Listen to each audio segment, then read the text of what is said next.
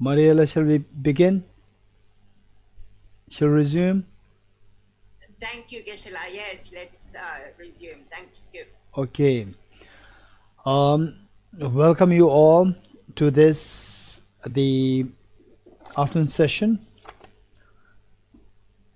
Okay, we will just recite the Refuge Bodhicitta stanza and then Ye Dharma mantra, essence of dependent origin mantra.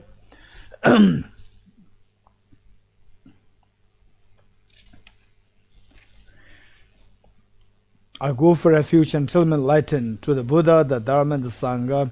By my accumulations of the practice of giving and so forth, may I become a Buddha to benefit all sentient beings. I go for refuge until I'm enlightened to the Buddha, the Dharma, and the Sangha. By my accumulations of the practice of giving and so forth, may I become a Buddha to benefit all sentient beings. I go for refuge until I'm enlightened to the Buddha, the Dharma, and the Sangha. By my accumulations of the practice of giving and so forth, may I become a Buddha to benefit all sentient beings. Okay, we'll recite the mantra, essence of dependent origin mantra, 3 times.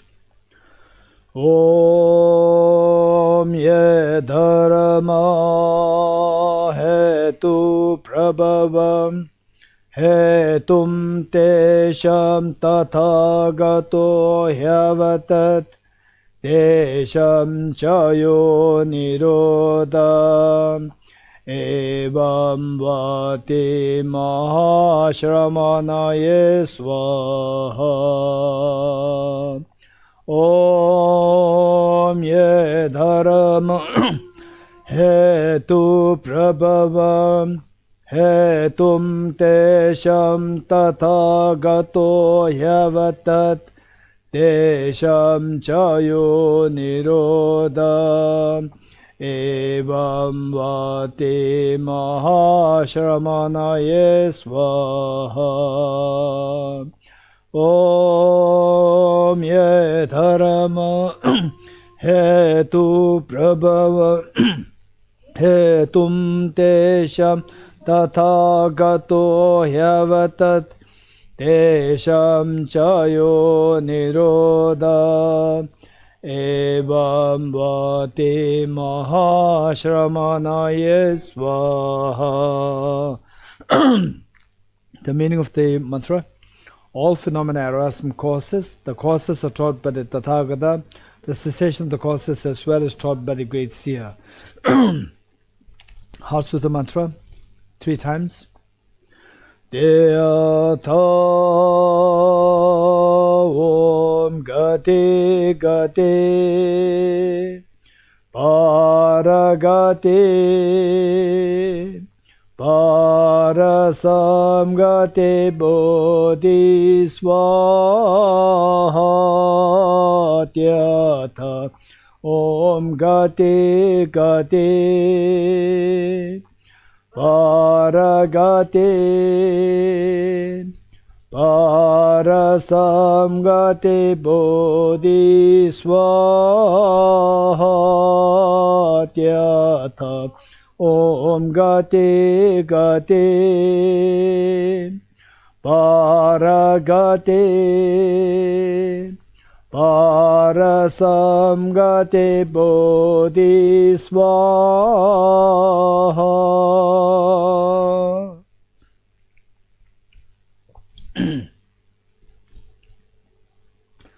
Okay. 1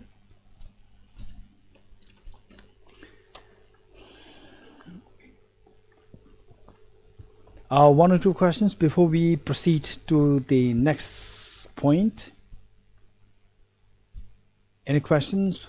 1 or 2 questions you have? From, okay, Anna Tizidumala? Okay, yes. Can you hear me? Anna Tizidumala from Russia. Geshe, when we have stable moments of concentration on the Buddha's image, I mean shamatha meditation, is it conceptual mind or not? Oh, this is a good question. When we have a very stable, say you meditate on the single pointedly on the Buddha image, and then you achieve a very stable meditation. So at that time, that meditation, is that conceptual mind or not? Okay. In most cases, the answer is yes, it is conceptual mind. But when the meditation becomes extremely refined, where say the demarcation between conceptual, the very fine line between conceptual and non-conceptual, particularly when the meditation is going so well. So the demarcation line is that, for example, although it is your mental consciousness, this visualization is done by your mental consciousness, not by your sense consciousness. So how you, for example, let's say the Buddha image here. The Buddha image here, this, my eyes can see it now, your eyes can see this, my eyes can see that, and then you close your eyes and you visualize the same Buddha image.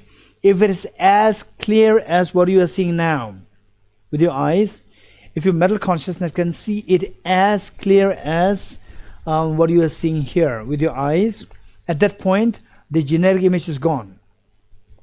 Generic image is gone. That mental consciousnness has become the non-conceptual. So yes, it is of two kinds, but in most cases it is still conceptual. Yes. Thank you. Okay, more questions? Oh yes, Pamela. Yes. 나랑 저한테 가리엔즈는데 맞소나 선제 망보즈 송고다 선제 망보즈 송고 망보즈 제수 송고요. 난 알수 생각나는 거 적대시고요, 말아. 어래. 얘나요.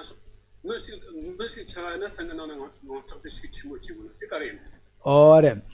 The question is, Pamela's question is that when we know that so many animals die, so we don't have a sense of urgency, sense of fear arising. But when we see say a human being, the death of a human being, it really scares us. One person dying really scares us, while we knowing that there are like thousands of animals dying, still we don't feel that fear or feel that the uneasy feeling as compared to the feeling that you get towards seeing a human being dying. Right? Is this, Pamela, is this your question? Thank you. Thank you so much. Okay, this is true for most of us whose practice of, say, who are not really high-level bodhisattva path, who are not really on the high-level bodhisattva path. We see a distinction between the human beings and animals. Animals, we see them as, okay, they are not human beings, and in some cases people see the animals as like, edibles, like non-vegetarian food, whereas we will never think about consuming the body. So the point is that the human beings, they are more immediate to you. So when the coronavirus, when you see that, say you are in Finland, and now coronavirus is in America. Finland is far away from America. Okay, poor guys there. Okay, now it has come to Germany. It's very closer. And it's come to Russia, next to the St. Petersburg. Okay, now what happened to the Finland? So it becomes closer, and it has come closer to you in terms of distance, in terms of time, in terms of race. In terms of race, from the animals to the human beings, I'm also a human being. So now there's a danger that I may also contract the coronavirus. In terms of time, okay, earlier it should be like the 50 years. Now within the 20 years, now like 10 years, now within 1 year, now within few months, now within few days, within few seconds, anybody can contract the time, and then the race. Okay, animals, they have this bird flu, not human beings. Oh no, now it happens to human beings also. Oh, then I'm a human being, I may contract this. So this is the distance, the lack of the gap, or the closeness in terms of distance, space, in terms of race.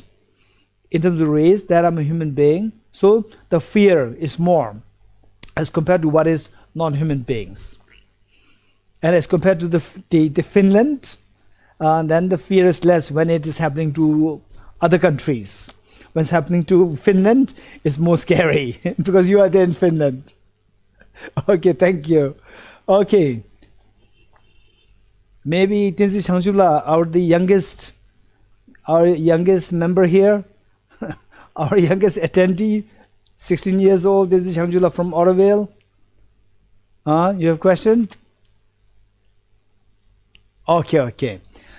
Okay, so now we will move to the next, which is the mind and mental factors. Mind and mental factors. Okay, how to classify the consciousness or the mind into mind and mental factors. This is very important. Let's say that we speak about, let's say, the Finland government. Finland government is Finland is a very a beautiful country, or it's very effective, very efficient country. Let's say Finland is a very efficient country. When you speak about it, then if you are not from, for example, like let's say like Alexei, he knows Finland so well, so he will precisely ask you which department of the Finland government is effective. You will ask this question. Let's say anybody else.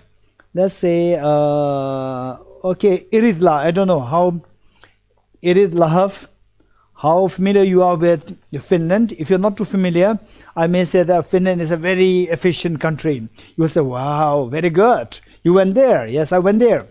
But if I say, Alexei, that Finland is a very efficient country, then he'll ask me which department within the Finland government is effective. He'll be very precise because he already knows the Finland so well.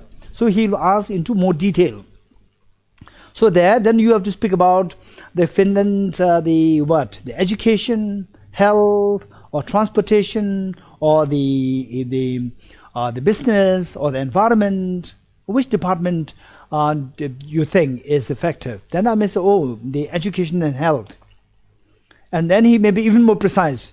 Within the education and health, education for the elders, education for the younger ones. So which is more efficient? Which you mean to say is efficient? So he's going to the functions of the Finnish government functions. So likewise, our mind, when he said, okay, I'm happy today, or okay, this person very good.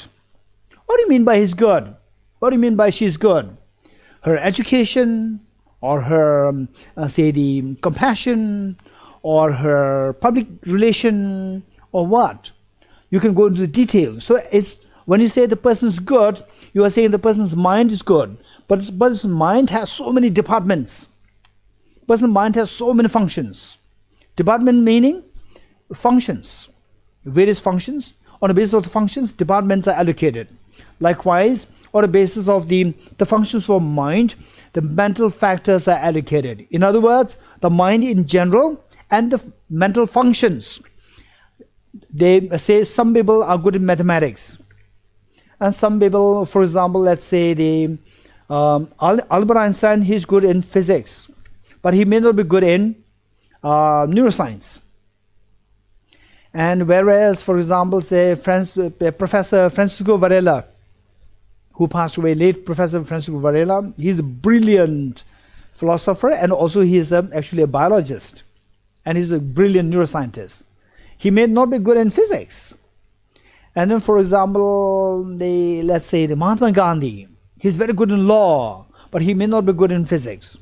And some people very good in compassion, may not be good in literary knowledge. Some may be very good in mathematics, but may not be so kind. And some may be very good in, say, the analytical meditation, but may not be good in single-point meditation. With a single-point meditation, person may start feeling the sleeping. Where some people may be very good in the single-point meditation, may not be good in analytical meditation. So what determines all these differences? These are the functions of the mind. So how many such functions of mind are there? How many such functions are there? There are trillions and trillions of functions are there. So all these functions of mind, they are allocated and referred to as mental factors. So we speak about the mind in general and the mental factors. Mental factors, you just think about the functions of the mind. Various functions of the mind. Okay. So we speak about the mind and the mental factors. Now, when you say that, okay, I'm very happy today, this person very good, this person very intelligent. Okay, the person's mind is intelligent. Intelligent what? Intelligent in physics, intelligent in playing games, or intelligent in music, playing music, what? So he can be, again, within intelligence, we can see that there are diversity of intelligence. Okay, so we speak about the mental factors, mind and mental factors. Now with this, how many such functions are there? Such mental factors are there, such mental functions are there. There are infinite number of mental functions are there. Infinite number of functions are there. Now our job is to improve from what we are now. What we are now, say somebody who is mentally not so active to become very active and become enlightened, or somebody who is mentally mental not so compassionate to eventually become very compassionate. So we have to improve. We have to improve our mind. To improve our mind, we need to know, the workings of the mind, how the mind works. How the mind works. So which means that what are the functions of the mind? We need to know the functions of the mind. For this, we need to know the mind and the mental factors. And the mental factors, how many such functions are there? They're infinite. We said it already. And of these infinite functions that exist associated with the mind, the Nalanda masters, the great, incredible, brilliant psychologist, a psychologist from Nalanda, erstwhile Nalanda Monastic University in India, like Aranagarjuna, then the Acharya Chandragirti, then the Acharya Dignaga, Acharya Dharmagirti, and of course the Arya Asanga, Acharya Vasubandhu, then the Bodhisattva Shanideva, all these incredibly brilliant psychologists, they of the trillions of mental functions, they picked up 51 mental functions, 51 such mental functions, which they thought that study of this will really help. Study of this, reflection on this, and then eventually trying to relate this to your own experience will be extremely greatly beneficial to bring about a transformation of mind. Transform my mind from the state of, the state of murkiness of the mind to the clarity of the mind. State of the short-tempered person to a very compassionate person. From a state of, the full of egoistic, self-centered attitude to a very compassionate and full of wisdom. And somebody who cannot really even sit for 2 minutes in meditation can become a brilliant meditator. So this is the transformation required. From somebody who's unhappy to the happiest person. From somebody who's full of miseries to the tension-free person. This is what we are seeking. So now, for that, the study of these 51 mental factors or mental functions, they become very crucial in our life. So this is the introduction of the mind and mental factors. Okay, so for that, what we have is that the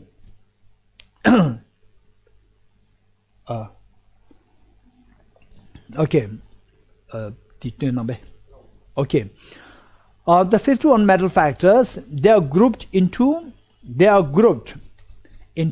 6 groups. They are put into 6 groups. That's very interesting. The first one is known as the 5 omnipresent mental factors. 5 omnipresent mental factors. First group, 5 omnipresent mental factors. Number 2 is 5. Okay, the translation may differ. It doesn't matter. First, I will use my translation. 5 determinative mental factors. 5 determinative mental factors. Then number 3 is 11 virtuous mental factors. 11 virtuous. 11 virtuous. Virtuous. Virtuous. Virtuous. Virtuous, non-virtuous. 11 virtuous mental factors. Then number 4, 6 root afflictions. 6 root afflictions. Then the number 6, 20 secondary afflictions. 22 number 5. yes. Okay, number 5, 20 secondary afflictions. And then finally 4 variable mental factors. Number 4, 4 variable mental factors. Okay, let me repeat them. 5 omnipresent mental factors, then the 5 determinative mental factors, then 11 virtues or the 11 virtuous mental factors, then the 6 root afflictions, then the 20 secondary afflictions, then finally the 4 variable mental factors. Okay, I'm going to explain each one of them. The first part is extremely important to know, to really appreciate the psychology, Buddhist psychology, particularly Buddhist psychology, and to know your mind so well, to know how your mind operates so well. We need to know the first 5 omnipresent mental factors, how the mind works. This is extremely important thing. I may spend more time on this part. Then once you know how these 5, yes, thank you Mariela. The first, how the 5 omnipresent mental factors they operate. Once you know that so well, then on that basis you will come to know that how we can manage our emotions, how we can maneuver our emotions from the state of the pain to the happiness, from the state of the vulnerability to the state of freedom. All these things we can know by knowing the first 5 of the first 5 omnipresent mental factors. Now, after knowing this, then we come to see our mind pertaining to the activities of the mind, activities and the functions of the mind more clearly, and we see that within our mind there are 2 groups. There are 2 groups. One which will give rise to happiness in us. One which gives happiness to us. These we call them virtues. Virtuous mental factors. 11 virtuous mental factors. There's another group, the presence of which disturbs our mind. The presence of which disturbs our mind. This we call as afflictions. And afflictions, we divide them into 2, primary and the secondary. 6 primary afflictions and the 20 secondary afflictions. Then interestingly, for our mind to cognitively to be active, and to be determinative, there are 5 object ascertaining or the 5 determinative mental factors. So this I'll explain a little later. And then the last one, number 6, the 4 variable mental factors. So we said that there are 2 classes of mind. The functions. One, the function of which make us happier. That is virtuous. One function of the mind, the same mind functioning in one way, makes the mind disturbed. Afflictions. Now there's another category which may not fall directly into these 2. So these are known as the 4 variables which can vary depending on the situation. For example, like sleep. Okay, let's say regret. What is regret? It is virtue or non-virtue? Virtue, afflictions or non-virtue? What is that? the regret per se, we cannot say that it's virtue, non-virtue. It depends. Regret over virtues is non-virtue. Regret over non-virtues is virtue. Regret over virtues. For example, you did a non-virtuous action. Say being unkind towards your mother. You shouted at your mother. And then you come to this class, Buddhist psychology. And after the psychology, then you regret. Oh no, in the psychology I learned about compassion, and then in the morning I always shouted at my mother. I regret. You regret over the bad action, you're having shouted at your mother. So shouting at your mother is non-virtuous, and you regret over that becomes virtue. Whereas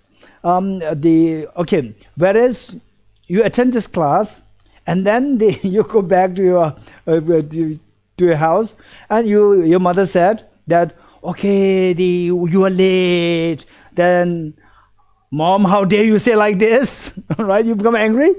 Okay. So then, and then what? You attended the Geshe Dorji Damdul class, Buddhist psychology. Did he teach you anger? Right? Then you regret having attended the class. Right? Okay. So that class is virtuous class, but you regret over that, it becomes non-virtuous. So regret per se, we cannot say that it is virtuous or non-virtuous. It depends on the context. Regret over virtues is non-virtuous. Regret over non-virtuous is virtue. So therefore, say we may have done something wrong. All of us, we have done something wrong in our life, within this life, past life, of course. Within this life as well, we have all done something wrong. So it's so important that we have to regret over having done the negativities.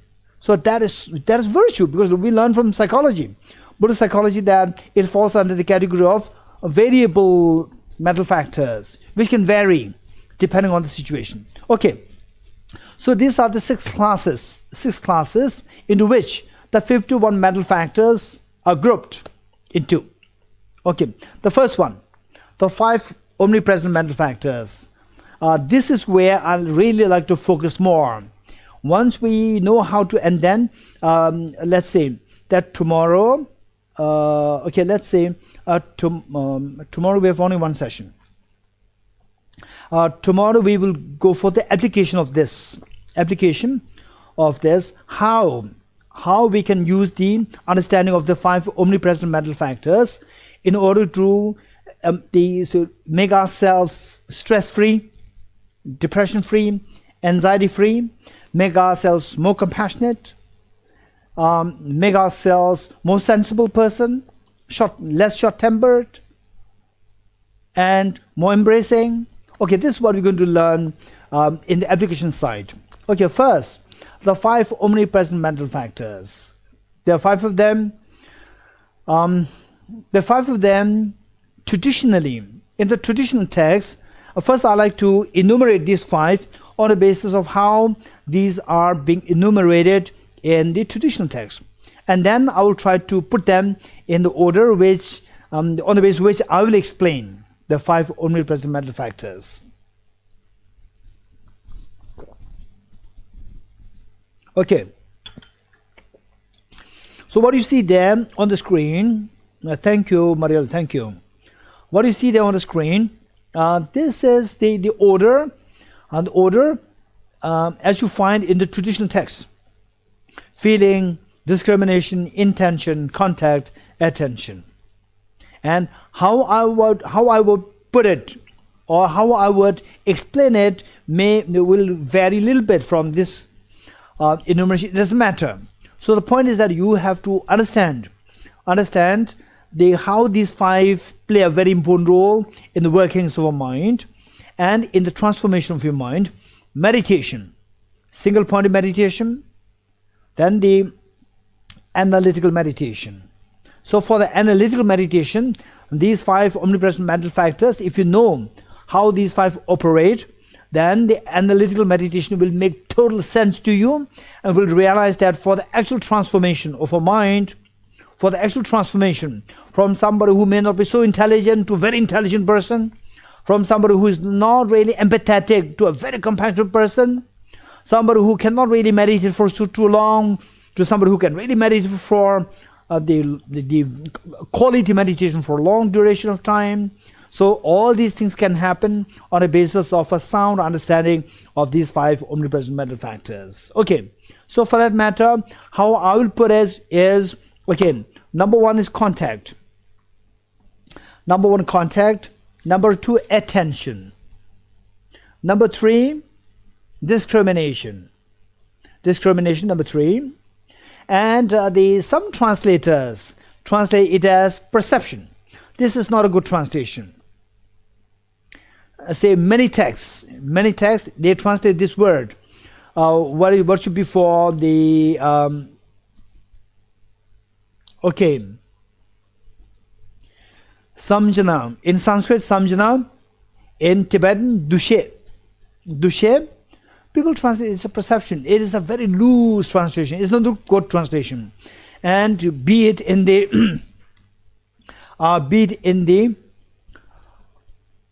Nalanda, the translation of the Nalanda Master's text or the Theravada text, we see there you find this translation, the perception. It's not a good translation, to be very honest.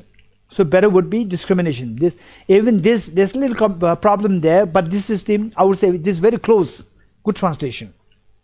Number 1 is contact. Number 2 is attention. Number 3 is discrimination. Number 4 is feeling. Number 5 is intention. Okay, let me say this again. Number 1, contact. Number 2, attention. Number 3, discrimination. Number 4, feeling. Number 5, intention. Okay, if you remember these 5 on the basis of the order which I enumerated now, you can easily remember them because we can connect them very easily, and on that basis you can see the utility of the understanding of these 5 omnipresent mental factors. Okay. Okay, I'm just wondering now we can go to this one, the view. I can view all of them. Okay, thank you. Okay, so now okay, let's say that. Okay, let's say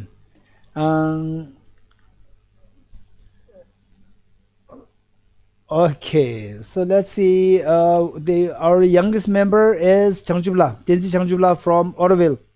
There are 3 Changjublas here. Tenzin Changjubla from Oroville, Changjubla from Australia, and Changjubla from Switzerland. There are 3 Changjublas, or the youngest one. Let's say Tenzin Changjubla, I hope all of you are seeing her. I think she's like 16 years old. 16? Okay. So let's say Tenzin Changjubla, it's her birthday. And she gets up at 6 a.m. in the morning. Okay. So let's say that at 5 o'clock, her mother slams the door and said, Changjubla, good morning. Happy birthday. She forgot that it was her birthday. And then, happy birthday. So 5 a.m. means she was in the deep sleep. And suddenly she's woken up, which means she is partially still in sleep, partially woken up. So what she says is that her mother is holding something. Her mother is holding something. And then she's curious, what is that? What is that thing which her mother is holding? So what happens? Her eye consciousness, her mind, her eye consciousness comes in contact with what the mother is holding. Contact. The first one is contact. With the contact, because she is partially asleep, what will she do? Hey, Tenzin Changjubla will tell me. What will you do? You will rub your eyes like this. Why do you rub your eyes? Why do you rub your eyes? To pay attention. To pay attention. Okay. Paying attention, you realize that is just a piece of chocolate. Discrimination. Discrimination is just a piece of chocolate. Mom, why are you disturbing my sleep just to give a small chocolate? I can have chocolate every day. In the daytime, you can give it in the daytime. Why you are giving it? Why are you disturbing my sleep now? Right? Okay, look. First one is contact. Contact. Her mind come in contact. Your mind. Let's say your birthday. Your mind come in contact with the object the mother is holding. Contact. With the contact, because that she woke you up so early, you're just wondering, what is that? What will you do? You rub your eyes. Why are you rubbing your eyes? To pay attention. Number 2 is attention. Paying attention, then you will discriminate. Discriminate meaning that you will come to know. You discriminate that it's a chocolate. Number 3 is discrimination. Chocolate is what you can have any time, any day, any time of the day. Every day you can have it. So therefore, what's the feeling? Very unpleasant feeling. Why did you disturb my sleep? You disturbed my sleep. Unpleasant feeling comes to Changjubla, or unpleasant feeling comes to you. With unpleasant feeling, what will you do? Do you want the unpleasant feeling, or you want the unpleasant feeling, or you don't want the unpleasant feeling? You don't want the unpleasant feeling. What made you have the unpleasant feeling? Because of this piece of chocolate disturbing your sleep. So you'll push the chocolate. Intention to push it. You're getting it? So number 1 is contact. Number 2 is you pay attention. Number 3 is you discriminate that this is chocolate. Then number 4 is because of chocolate, you know that your sleep is disturbed. Then the feeling is, next is feeling, unpleasant feeling. With unpleasant feeling, what happens? You want to push. You have the intention to push what gives the unpleasant feeling. What gives you unpleasant feeling to disturb your sleep? The chocolate. So you will push the chocolate. Push the chocolate which disturbs your sleep. That is the intention to push. Okay, this is one scenario. The next scenario, say your mother says, "Good morning, Changjubla," right? Then you first come in contact. Then you rub your eyes, you pay attention. Number 2, paying attention, you will see that you will discrimination. You will know that this is not just a chocolate. It's not a chocolate. This is iPhone 11. Right, look at Chanjula's face. Right, okay, iPhone 11. Right, iPhone 11. Then what's happened? The discrimination is iPhone 11. Right, discrimination, iPhone 11. Chanjula, what's your face like? iPhone 11? Very good. Okay. iPhone 11. Then what's the feeling like? Look, she's smiling. There's a very pleasant feeling coming. With the pleasant feeling, you want the pleasant feeling or unpleasant feeling? You want the pleasant feeling. What made the pleasant feeling? iPhone 11. So you have the intention to embrace this iPhone 11. This is how our mind works. Okay, good. Now we can go back. Okay. So now, this is the 5 omnipresent mental factors. Now, why these 5 are known as omnipresent mental factors or ever-present mental factors? It is related to say these 5 functions are there with all the minds. Where there is a mind, these 5 functions are always there. These 5 functions are always there with any mind, including the mind in a coma state. There's somebody in a coma state, the mind is like a very passive state. Still, these 5 are operating, but not actively. In a very inactive state, they are still operating, but in a very inactive state. So these 5 are known as omnipresent mental factors for the reason that these 5 functions are there with all minds without exception. Okay, if this is how the mind works, let's say that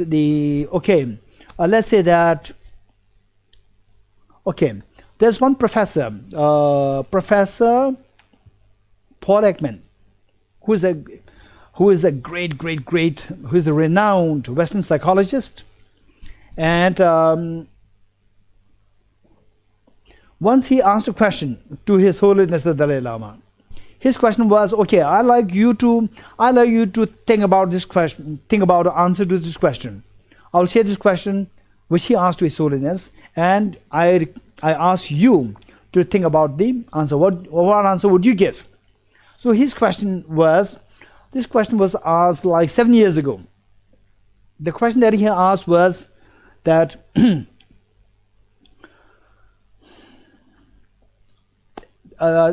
in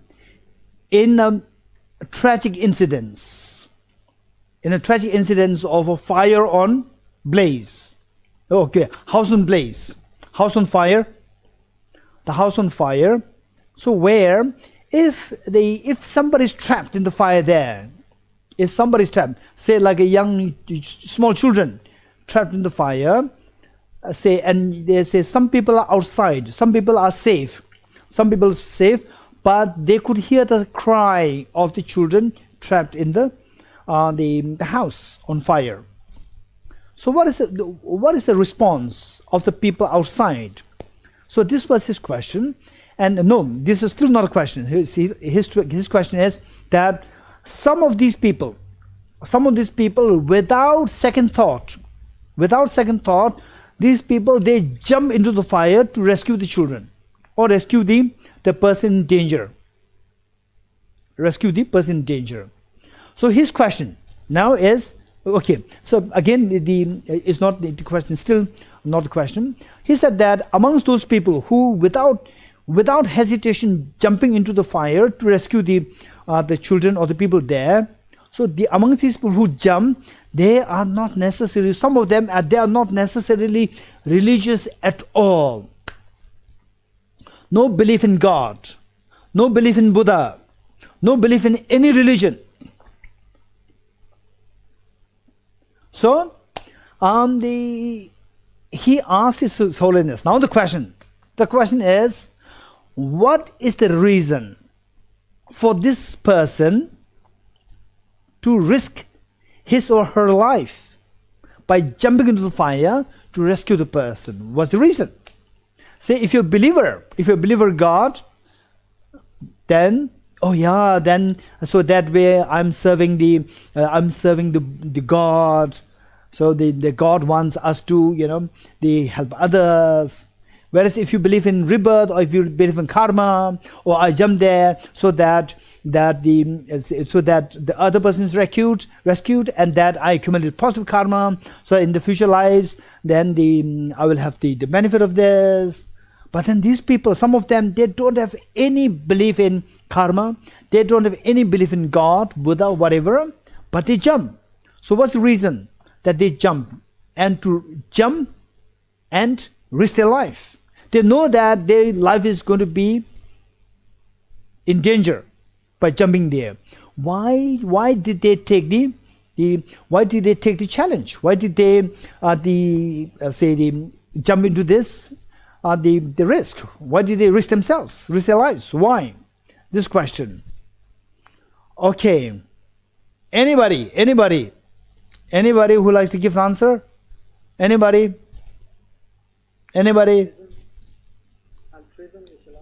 Okay. Christopher, tell me. Christopher, altruism, Surendarji, compassion. Okay. Let's say compassion, out of compassion. But why should you have compassion? Because say why should you have the altruism? Why? It's harming you. It's not it's not benefiting you. Okay, this is a very important question. Yes. Empathy, compassion, altruism. I think also, Gishila, it's because it's part of the intrinsic nature of human being. Oh no, some people run away. Some people, they run away. It's not intrinsic nature. Yeah. Okay. So this is because we don't have time, I will just jump into what Professor Paul Ekman himself said. Very interesting. Okay. So what he said was that that's very interesting. I'm sharing these small anecdotes here and there. And by the way, keep in mind that Professor Paul Ekman, he's an extremely renowned psychologist in the world, and he is respected as the pioneer of the micro-facial expression reader. Facial expression reader, which means that he just looks at your face, and from your facial expression, he can figure out what you are thinking. So therefore, he's being hired to train the security guards in America. Yeah, to detect or to arrest the terrorists. From reading the face, you can see what's going on in the person's mind, anger, hatred, and so forth. From there, he could read that. So once I told him that I was with him for about 5 days working on a book, jointly written by His Holiness the Dalai Lama himself, Emotional Awareness. So I was there for 5 days with him, and then coming to know about his expertise, I asked him, yes, this book, Erica Kirk, thank you, this book, Emotional Awareness, you can see that book? Yes, Emotional Awareness. Okay, so that's book, that's Professor Paul Ekman. So Professor Paul Ekman, I asked him that, okay, since that this is your expertise, the people, don't they feel uncomfortable sitting next to you? He said, yes, that's very true. People, when they come to know me, they block their face by saying that, please don't look at my face. Okay, so the Professor Paul Ekman, what he said something very interesting. And I agree with him. And later on, it became like a small research, the analysis for me. And later on, that came out to be extremely important thing for me on the basis of the Buddhist psychology. So there, what is happening was, what he said was that for this person, now look, contact.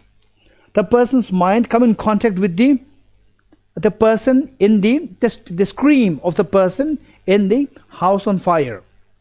So the person's mind comes in contact with that person in danger. Contact. And then what? He pays attention. Paying attention, then he realizes that somebody's there whose life is in danger. That is a discrimination. With the discrimination, then should I jump? Not jump. 2 options. Should I jump? Not jump. 2 options.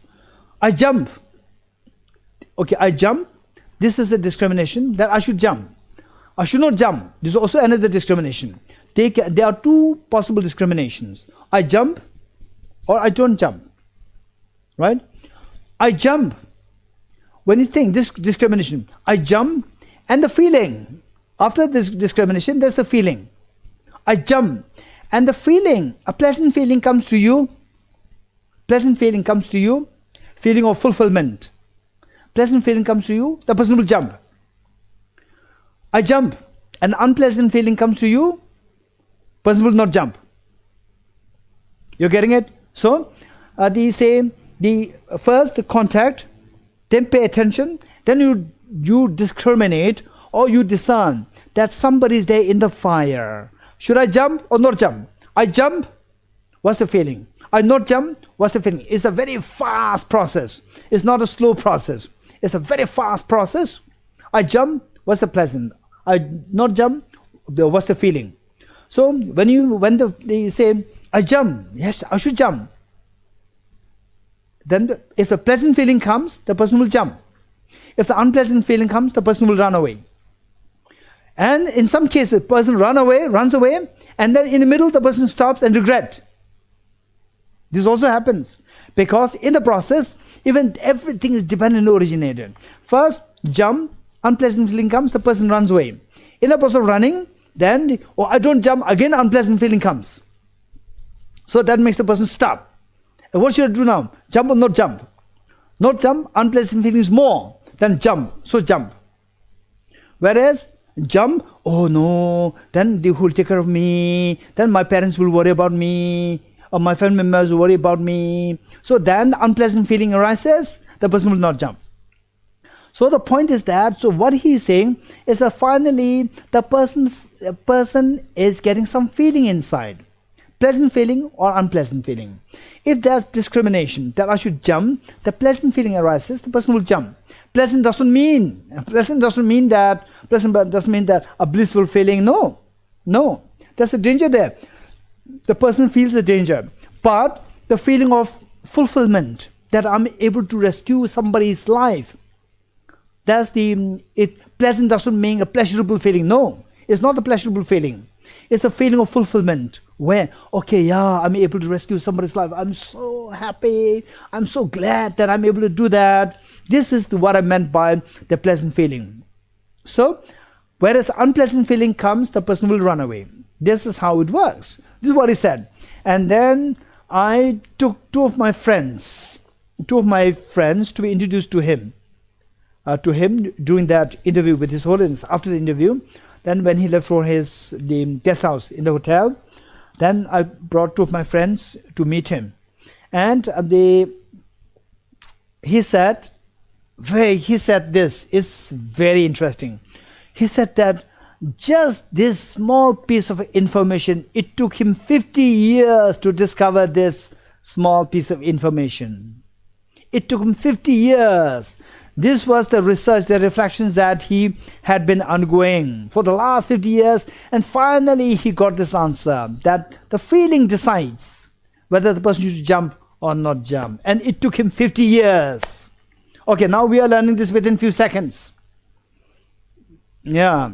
Okay, so what I'm saying is this is a very important thing. So now, to give you a gist, and tomorrow we'll go a little more detail, to give you a gist, say, the small children, some small children, you must have noticed the small children, some small children, you give a chocolate. Okay, you have 2 chocolates, you give 2 chocolates to the small child. So the small child is very happy. Then another young child comes, and then you have no chocolate left. So you ask the child, share one with the other child. The child will do like this. Not wanting to share. Okay, what is happening? Child comes in contact with what you are saying. Child's ear consciousness comes in contact with what you are saying. Number 1, contact. Then the child was paying attention. What you are saying. Whether to get one more chocolate or to give your chocolate to somebody else. No, she's saying to give my chocolate to be given to other person. Then what is a feeling? Very unpleasant feeling. No way. So, what makes this unpleasant feeling comes? Unpleasant feeling comes because of the thought of this separation of the chocolate from him or her. So the person doesn't want to separate, because separate unpleasant feelings coming. So, no, like this. Whereas in some cases, rare cases, small children, you, without telling the child, share one chocolate with the other child. Even without you telling this, that child will be very happily share. Very happily share. How is that happening?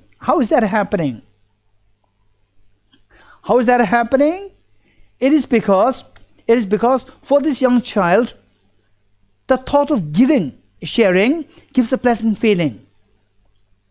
So, why this pleasant feeling is happening? Because of the separating this and make somebody else enjoy it. So, with this, because this pleasant feeling is coming, so the intention arises. Intention to let other person have it. That comes. So, that is virtue. So, intention not to be separate from this. This is non-virtue. So, all this virtue, non-virtue, negative karmas, they all relate to the thought process. Thought process, say, the stealing from somebody else, or they're snatching somebody else's chocolate, and then they say on in the family, on the domestic family level, on the community level, on the national level, on the international level, all these complications arise. Complications, snatching, and the throwing away, nuclear waste, throwing away. that the territories, snatching. All these things happen.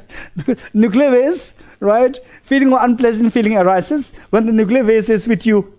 So the knowing that nuclear waste with me gives me unpleasant feeling. I don't want the unpleasant feeling. And this is coming because the nuclear waste close to me. So I should get it out. So the intention to get it out. Intention to sell it to somebody else. And the territories, to just to have the dream of having the territory, my territory, it makes me happy. So annexation happens. This is how our mind works. So this happening in this just a tiny mind. This is what is happening in the mind. And then when this is manifested, when you see this magnified on the family level, national, the community level, of the national level, then the international level, all these complications arise. What is the basic principle is very simple. Contact, attention, then the most important thing is the discrimination. This discrimination. Discrimination. And then discrimination, that determines the feeling. And the feeling decides the intention. And the intention makes you to move. Move your soldiers towards the border. And then they move your money to make the people happy to take the nuclear waste. So this movement is because of the intention. And this movement is because of the corresponding feelings. These feelings are decided by the discrimination. So therefore, the study of the Buddhist psychology is so important to see how we can change the discrimination so that the feelings are changed, and because of which the intention will be changed. Say, let's say European Union. Before the European Union was created, there were so many wars happening amongst the European countries. And then gradually the war subsided, and then the idea that in any ways the Europe will remain the same, right? It's just the border, whether here or there, the land will remain the same. So we will have the food, everything fine. The whole purpose to have a bigger land, smaller land, is that the people inside, the citizens, will be happier. Why not? We can be still happy while not fighting over the borders. So they're more matured. They become very mature. That's amazing. Then the concept of the European Union came into being. This is so beautiful. Same thing, why not? We can make this happen on the world. They say the world union. The world union can be created where there should be no border, where everybody is enjoying, not fighting. So both sides losing their soldiers. Both sides, the families of the soldiers, they grieve. They cry. Whole their life destroyed. Whole their life they are unhappy. Why do you have to make the soldiers and their families suffer? Why not? We live in harmony. So this, they say the discrimination. By changing this discrimination from, we need to have a bigger land, bigger territory, so that our country will be happy. What happy? Meanwhile, you are sacrificing your soldiers. And you are investing all your money, otherwise which you can invest on your education, on the health, on the environment. Instead of that, now you invest on military. So you miss the education of your children. You miss the environment of your country. You miss the business is being lost. And many people, they are against the military, the weapons. So therefore they don't want to invest.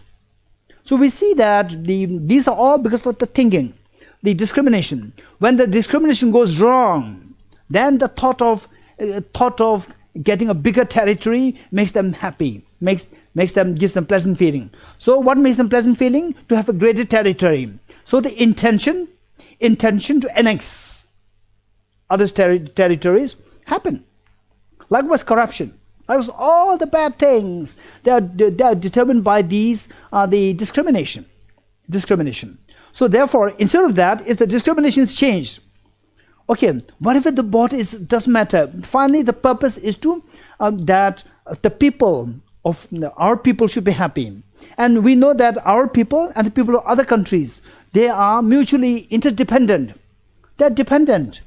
The coronavirus, because the coronavirus in the other country, if you don't help those countries to contain the coronavirus, anytime they can spread to a country and our people can suffer. So there's a mutuality of dependency there.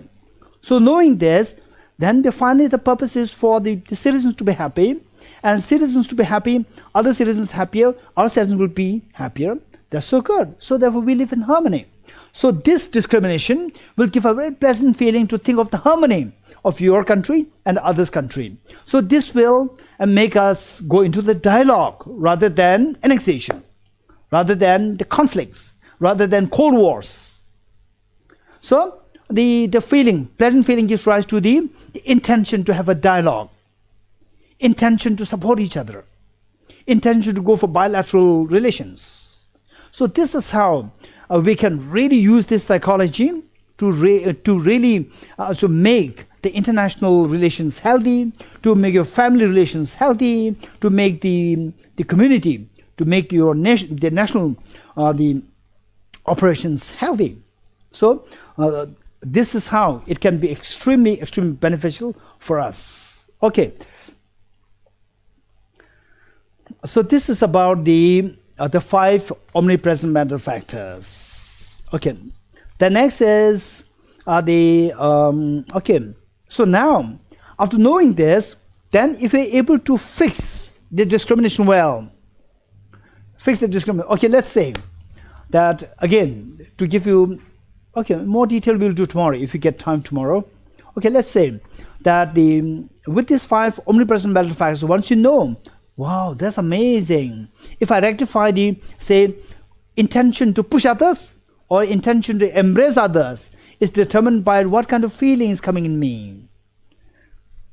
And the feelings are determined by the discrimination. So I should fix the discrimination. Discrimination which creates unpleasant feeling in me, I should fix it. I should fix this discrimination to create the pleasant feeling within me. So that once the pleasant feeling is created, then I will embrace others rather than push others. You're getting it? Okay. This is extremely important part. This is the basic theory. Then the application part we will do a little bit tomorrow. Okay. So now, if this is the case, then our mind to be virtuous, non-virtuous, is all in our hand. It's all in our hand. I can really change my mind virtuous. And whereas if my mind, the discrimination goes wrong, then feelings goes wrong. Then the intention goes wrong. When the intention goes wrong, then the mind becomes non-virtuous. Non-virtuous. Whereas if the discrimination is profound, vast and profound, feelings become profound and vast. And on that basis, then how you encapsulate or how you embrace others is going to be very profound and vast. So we see that within the mind, we see that depending on the discrimination, then 2 classes of minds come into being. One which is virtuous, one which is non-virtuous. So what kind of virtues are there? There are 11 virtues. What kind of non-virtues are there? There are 26 afflictions. 26 afflictions. Okay, this is how, after knowing the 5 omnipresent factors, then we go into to see how the mind can be classified into these 2 groups. One set which gives rise to your happiness. One set which gives rise to your pains. So what are there? To know them more clearly. Okay. So what are the virtues? So these virtues, 11 virtues. 11 virtues are there. Faith. Okay, faith.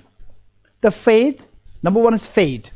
Faith doesn't mean that the blind faith. Usually when I speak about the faith, we understand that to refer to something of blind faith. This is not the connotation. It can be blind faith, or it may not be blind faith. It can be a conviction. The faith here can refer to the conviction as well as to the faith in general. Number 1 is faith. Then number 2 is the sense of shame out of self-respect. This is also virtue.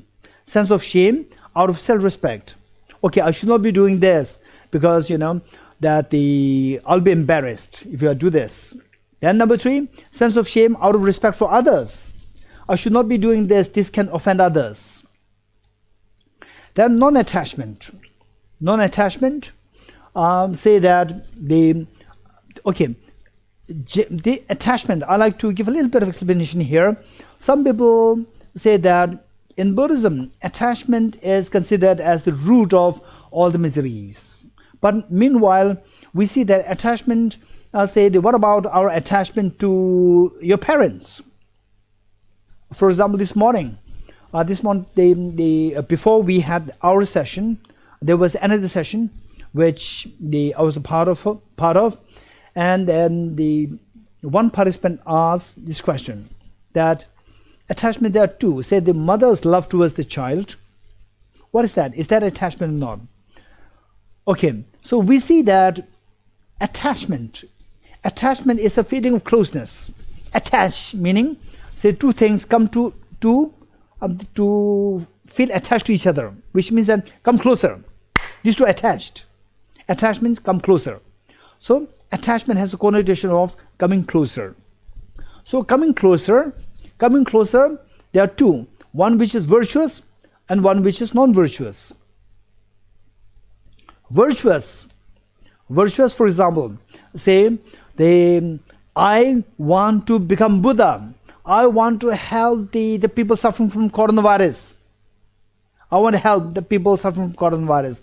I want the people who are going hungry for the many days without anything to eat because of the coronavirus incident. So I want to help them. So there, your mind goes closer towards those people who are suffering. That's also a feeling of attachment. But that attachment, as many people, they take the word attachment as negative. If this is how the person uses the word attachment, something to refer to negative, then this is a positive aspiration. We can say aspiration. Aspiration to help others. It's not attachment, it's the aspiration to help others. So, I want to become Buddha for the benefit of all sentient beings. I want to become Buddha. So, the desire to become Buddha, that's also very positive. It's so precious. It's not negative at all. So, we should not mix up all these things. So, in Buddhism, the attachment is considered as the root of all the miseries. That attachment is the feeling of closeness due to the self-centered attitude. Attachment grounded on the self-centered attitude, that is the destructive attachment. The feeling of attachment or feeling of closeness grounded on the benefit of others, that is very positive attachment or positive feeling of closeness. Okay, let me give an example. Say, let's say a child tells the other people that I love my mother the most. I love my mother the most. Right? Well, this must be your attachment. No. I unconditionally I love my mother. Unconditionally I love my mother. And then the child asks the mother, "Mother, please give me a chocolate." Mother says, "No, not today." Okay, you are not my mother now. So there, while the child is saying that I love my mother unconditionally, but his love is determined by this chocolate. When he's missing the chocolate, his love is gone. This very self-centered attitude. Chocolate to make the mother happy or chocolate to make himself happy? Himself happy. This is self-centered attitude. Love driven by the self-centered attitude, this is destructive. Love driven by the other cherishing, that is very precious. So, I will become Buddha to benefit all sentient beings. This is a feeling of love and affection which is so precious. The desire to become Buddha is so precious. So, attachment. When we speak of non-attachment, it is a non-attachment to stay away from attachment, which is rooted to self-centered attitude. The next is non-aversion. Non-aversion is feeling of, they say the opposite of that is aversion. Feeling of anger, hatred, pushing others away from you.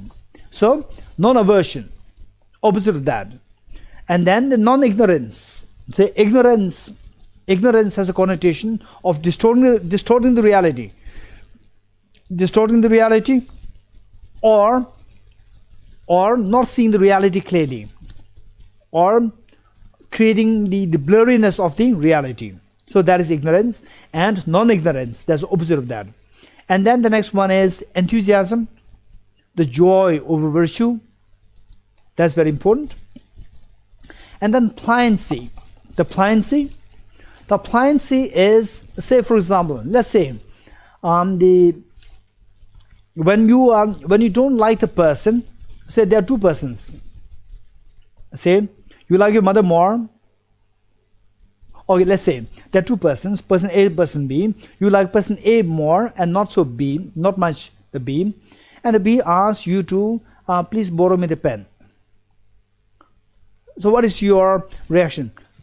Okay, here or slowly? Whereas your person B, who you love so much, the person B says that please can I borrow your pen? Then you give the pen very readily. So why? So in the second case, there's a pliancy there, there's serviceability there. So with the virtue, to the laziness, this stops you from the serviceability. Whereas the joyous effort, with the joyous effort, there's a pliancy, there's a serviceability, there's the activeness there. Okay. Then the conscientiousness. Conscientiousness is the mental state which is always observant and which is aware that I should not I should not be doing these bad things. I should be doing these good things. This is the conscientiousness. Then the equanimity. Equanimity is maintaining a sense of balance and calmness. Maintaining a sense of balance. And then harmlessness. Of course, with the virtue, the ground is not to harm others. The moment the harm is coming, the virtue is lost. Now, for our information, it is very important for all virtues, any virtue that you think of. Say like, okay, now soon the great 14th Dalai Lama movie is going to be screened, it's going to come up. I'm sure most of you heard about it or you have already seen it. Oh, you're so excited. That is virtue. So this virtue, the point is all these 11 things are coming there. Some of them more intense, some of them less intense. All these 11 virtues are coming there somehow. Just check it. It's very important. And then where the opposite of these 11, opposite of any of these 11, they are coming to you, we should be mindful to make sure that now your mind is turning towards non-virtue. Okay, let's say the faith, meaning the conviction. Okay, wanting to watch this movie of His Holiness, wanting to know His Holiness's biography, wanting to know his incredible sense of the compassion, incredible sense of discernment, incredible sense of the calmness under such the disastrous, the challenging situation, and the sense of shame out of self-respect, sense of shame out of respect for others, non-attachment, non-aversion, non-ignorance. Just see that the virtue that you are generating, or you are generating. So does it have the element of attachment? Does it have the element of aversion? Does it have the element of ignorance? This is what we have to examine. And if it is a pure virtue, it's a really virtue, then you see, there's a tendency that aversion is kept aside. Then attachments aside, ignorance aside, and there's enthusiasm, the element of enthusiasm, element of joy over this act of virtue. And then appliances, serviceability, the mind becoming serviceable. Okay, what about this virtue? For example, okay, now I have to do the daily commitment. Okay, still I have 5 minutes. I'll do it after 5 minutes. Right? Doing your daily commitment and doing your daily commitment, 6 session Guru Yoga and so forth. Okay, do the thought of doing the daily, is it virtuous or not? Of course it's virtuous, but then the virtuous, the pliancy is not coming, right? Okay, still I have 5 minutes, and then it's already 5 minutes up. Okay, let me do it after 5 minutes. Okay, just 5 minutes. All right, what is this? So there's a pliancy there, but the pliancy is very little, very little. Then the conscientiousness that I should be doing it, is this there? Then equanimity, the calmness of the mind. Then the harmlessness. Okay, these are the 11 virtues. Okay. And if possible, say the pliancy that I'm talking about, the consciousness that I'm talking about, and then the enthusiasm that I'm talking about, all these, the 11 mental factors, virtuous mental factors, just try to see experientially, what do they mean experientially? It's very important for us to observe your own mind.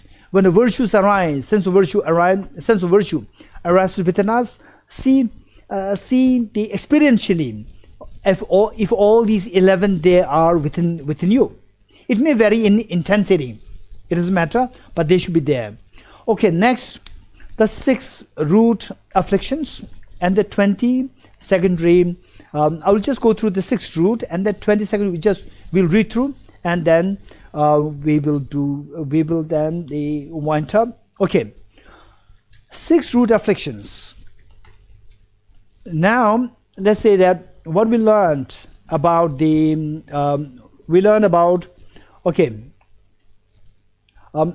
how are the miseries manifest. What we said is these miseries, they manifest because of the contaminated karmas. Contaminated karmas because of the afflictions. For example, let's say that what do you think? What do you think if a person A smiles at you? What do you think? Person A smiles at you. What do you think? Okay, it depends. If the person A is your mother, you'll be happy. If the person A is a very strict father or brother, you'll be very happy. But if the person is an unknown person smiling at you, then you are being a little tense. What is that? I don't know, right? Okay, so it was said that there was one high official, Tibetan official, and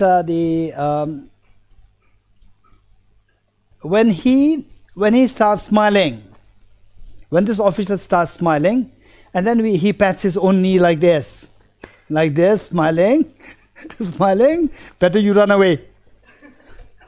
Right? When he smiles means inside it is not really smile. There's anger there. And if you think that, oh, this person is so happy about me, use closer, you'll get a slap. So that person, the way to express the anger is in the form of smiling and patting his knee. Okay, so this action, this gesture of patting the knee, smiling, these are the actions, karmas. And these actions are coming because of what? If you know that person so well, what will you do? When the person smiles, you will run away. Why? Because you know that the person is angry. So these gestures, these are the visible actions. Actions are known as the karmas. Actions in Sanskrit is karma. So these actions are determined by thoughts inside. If you know the person so well, you can see the person's anger inside. You're getting it? Okay, you can see the person's anger inside. So this anger makes the person to manifest in these actions. And some people, they are very aggressive, physically so aggressive. This physical aggression is coming because of the anger inside. So this anger makes the person to behave like this. You're getting it? So contaminated karmas, they are driven by the afflictions. Driven by the thought processes, which are known as the afflictions. Okay. Now, these afflictions, what kinds of afflictions are there? What kinds of afflictions are there? Okay. How many of you have the experience of affliction? How many of you know, yeah, how many of you have seen afflictions? No? Okay, we have never seen afflictions. That's amazing. Particularly Finnish people, they don't have experience of afflictions. Okay, we are expert in afflictions. The fact that we are in samsara means we are all expert in afflictions, right? We are so expert in afflictions. What kind of afflictions are there? We are so expert, when we are asked to articulate, we cannot articulate. Experientially, we are expert. Even a small child is expert on this. Small child, one time there was a young boy, I think about age 3, and his father was testing his son to see his anger, and the son was so fond of the mobile, the father's mobile, and he picked up the mobile to play with this, and the father deliberately pulled the mobile from his hand and kept it there. And the father, I was watching the young son, age 3, his face, and I was watching the father and the son both. The father pulled the mobile and kept it on the side. And the father was just observing the son. And the son was so, from the facial expression, he's just 3 years old. I don't know, where did he learn this anger from? Where did he learn? I didn't know. So from the facial expression, I could see there's anger there. So angry. Then he was challenging the father, and he picked up the mobile and brought it back. And the father again pulled it back. Father stronger, pulled it from his hand and kept it there. He became, from the facial expression, he became even more angry. From the facial expression, I could see the anger there. That's amazing. Where is this anger coming from? Where is this anger coming from? This is the point. So, these gestures, like the facial expressions, bodily action, they're all coming from what is inside this anger. So, what is inside the thought process, which makes the person to behave in such a way which is not conducive. That thought process is known as affliction. In other words, affliction is defined as a mental factor, the presence of which disturbs your mind. Affliction is defined as a mental factor, the presence of which disturbs your mind. This is affliction. So, one is attachment. Okay, now, talking about that, we see that afflictions, we are so rich in the afflictions. What kind of afflictions are there? Broadly speaking, we can think of, in a vernacular sense. Broadly speaking, in a very easy language, in a very conventional sense, we can think of 2 classes of afflictions. Then, to be more technical, 3 classes. 2 classes what? For one, affliction goes to grab at things, attachment. Grab at things to make things closer towards you. And there's another class of affliction to push things away from you. There are 2. One is in other words, grabbing at things to make closer towards you, and one to push things away from you. And this, according to Charles Darwin's evolutionary theory, this was what once when I was with Professor Paul Ekman, 5 days when I was with him working on this book, the one evening he entertained me with his students, psychologists, students and colleagues. And he asked me to introduce myself and talk a little bit about the Buddhist psychology. So I talked about how we can, the primary goal is to cut the afflictive emotions such as attachment, anger, fear, and so forth. And then one psychologist raised a hand and told me that, but attachment and anger, we cannot really cut them, because these are the evolutionary gifts. These are gifted to you by evolution of the human beings, human evolution. 0.3 million years. Over these 0.3 million years time, and the human evolved with this attachment and aversion and fear.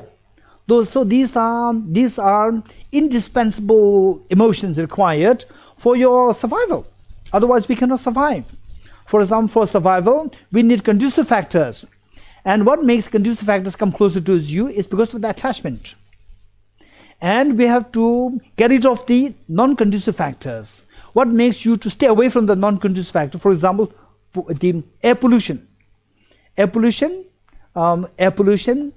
and if you see that there's another place which is very clean air, automatically you will go towards the clean air, you will stay away from the air pollution. So there must be some agent inside you to say that this is wrong, I don't want it. So aversion must be there within you to stay away from the non-conducive factors. And the fear. Without the fear, you will not run away from the tigers. And the tigers will eat you up and you can survive. So these are the evolutionary gifts. In the first place, you cannot get rid of them because these are instincts. You cannot get rid of the instincts. So this is what was said by that psychologist. But what we are learning here is that no, these are the afflictions. They are difficult to be gotten rid of. They are instincts, yes, but we can get rid of them. How? By working on the 5 omnipresent mental factors. This is the incredible great psychology which is totally missing in the Western psychology, where which we call as instincts, attachment, anger, jealousy, fear, and so forth. According to Buddhist psychology, the whole purpose to design this psychology is to get rid of these emotions, replace them by love and affection. Replace them with love and affection, which is Holiness the Dalai Lama says, the purpose which the evolutionary theorists would say the attachment to acquire the conducive factors, aversion to get rid of the non-conducive factors, all are done very successfully by the love and affection, which cannot be successfully done by the attachment aversion. This is what His Holiness the Dalai Lama said. This is amazing.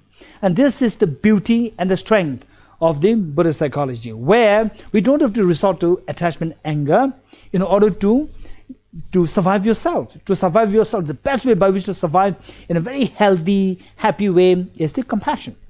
So this is how it works. So we see that our emotions, the afflictions, they are broadly speaking 2 categories. One which pushes the unconducive factors, which is anger, and the other which embraces the conducive factors, which we call them attachment. In other words, one is attachment, one is aversion. And how can we say that some which are the attachment, feeling close to something which is good. What's wrong with it? So there, something can be, feeling attached to something can be affliction or may not be affliction. Well, how do you market that? Involuntary, the pull. Involuntary pull is the afflictive attachment. And the pull, due to pull, voluntary pull, that is not an affliction. Involuntary pull, that is the affliction of attachment. Involuntary push, this is the aversion. These are the 2 afflictions. Now there's a third category. To be very specific, there is a third category. The third category is ignorance. Third category is ignorance. What is ignorance? Okay, let's say that I dislike flower. And let's say that I dislike flower, and Alexei is so fond of flowers. Right? Okay, now the Pushkarji picks up the flower and asks me, okay, what is this? I will say this is a flower. And he will ask Alexei, what is this? This is a flower. So we agree. The next thing, how nice is this? This question asked by Pushkarji. I said, this is a horrible object. And then Alexei said, this is a most beautiful object. You're getting it? And then we have Changjubla, Australian Changjubla. Australian Changjubla is so with the flowers. It's so. So it's okay, that's fine. There's nothing wrong in it. It's fine. To have it is fine. Not have it is also fine. So there what happens is that in my case, I see the flower as objectively in all three cases, okay, let's say that we are all dreaming. We're all dreaming. And then, say, Pushkarji picks up the flower. It's actually a dream flower. It's not a real flower. Then he asked me, what is this? I said, this flower. And then he asked, Alexei, what is this? Flower. Chanjula, flower. All three said flower. But all three are wrong. This is a dream flower. This is not a real flower. And then the second question, Pushkarji asked, how good is this flower? I said, this is a terrible object. And Alexei said, this is the most beautiful object. And Chanjula said, so. Okay. So now, in my case, terrible means aversion arises. Aversion to the dream flower. Seeing that it is a real flower. Then Alexei, attachment arises. Seeing that as a real flower. Seeing the dream flower as a real flower. And for Chanjula, there's no attachment aversion. But seeing the dream flower as a real flower, it still happens. So in my case, it's attachment, grounded on ignorance. For the Alexei, it is, in my case, aversion, grounded on ignorance, seeing the dream flower as real flower. For Alexei, it's attachment, grounded on ignorance, seeing the dream flower as real flower. For Chanjula, there's no attachment, no aversion, but the ignorance is there, seeing the dream flower as real flower. So there's the third category also. Third category is ignorance. First category is attachment, based on ignorance. Second one is aversion based on ignorance. And third one is a mere ignorance without pull and the push. So there are three categories of afflictions. Now, having studied that the afflictions of our three classes, three families, let's see. What are the 6 root afflictions? Attachment. Number 1, attachment or desire. That's easy. Number 2 is anger. That's easy. Number 3 is pride. Pride. And number 4, the pride. Pride or the conceit, arrogance. And now number 4, ignorance. Then number 5, afflictive view. Afflictive view. Number 6, afflictive doubt. Okay, you may be wondering, what's the difference between number 4 and number 5? Number 4 is ignorance. Number 5 is afflictive view. Meaning, let's say, that seeing the self as independently real. Seeing the self as independently real or objectively real. This is ignorance. But it is considered as afflictive view. So what's the difference between the afflictive view and the ignorance? Okay, there are 2 different versions by the 2 brothers, the Arya Sangha and Acharya Vasubandhu. Arya Sangha is the older brother and Acharya Vasubandhu is the younger brother. So these 2 of them have they stand as to what ignorance is. 2 of them differ slightly, the 2 brothers. And we must understand the ignorance in both ways. According to, first let me tell you, according to the younger brother, Acharya Vasubandhu, in his text, Abhidhamma Kosh, there he said that ignorance is not just an inactive state of mind, it's an active state of distorting the reality. Say, what is this? This is chocolate. This is not a chocolate. This is a deliberate distortion of the reality. That is ignorance. Ignorance is a deliberate distortion of the reality of the object. This is the meaning of ignorance according to the younger brother, Acharya Vasubandhu. Then Acharya Sangha, the ignorance is slightly different. Ignorance is the blurriness, non-clarity of the object. Non-clarity of the object, the blurriness happening, that is the ignorance. Say, when the whole place is dark, you don't see what is there. You are not distorting the reality, but you don't see the reality there. This is like ignorance. Ignorance is like darkness. In doubt you don't see. It's blurry. So the elder brother, Arya Sangha, interprets the ignorance as the blurriness nature of the mind, whereas the younger brother, the Acharya Vasubandhu, ignorance is the deliberate distortion of the reality of the object. And both make sense, total sense. We must know both. So in our mind, in our mind, when we analyze our mind, we see that our mind can sometimes is very blurry, is very hazy, and is very foggy. Okay, now I'm totally confused. Nothing really comes to my mind. So there's the fogginess. So ignorance in the context of fogginess. This is for the elder brother, Arya Sangha. For the younger brother, okay. Okay. One time what happened was that I was to meet one of my friends. And then I asked my friend, okay, well, please give me address. And he sent me the address. And then I was in the car, and we almost got there. And I could see him. And I could see him. Then he should also see me in the car. But how he was looking at me as though like he could not see me inside the car. And then finally I opened the car, and he looked at me. He saw me face to face. And he asked me, are you Geshe Damdul? I was confused. What happened? Okay, we know each other so well. And later on I realized that he was little, what was English word? Little drunk. Okay. So what I'm saying is that, so then the blurriness happens, blurriness. Of course it happens. So when you're very tired, and then you meditate emptiness, you will fall asleep directly, right? Your mind will become very blurry. Particularly when you're very tired, you cannot meditate on emptiness. You cannot do the awareness meditation. Because the object is very subtle, and the mind is tired. Mind does not have the grip.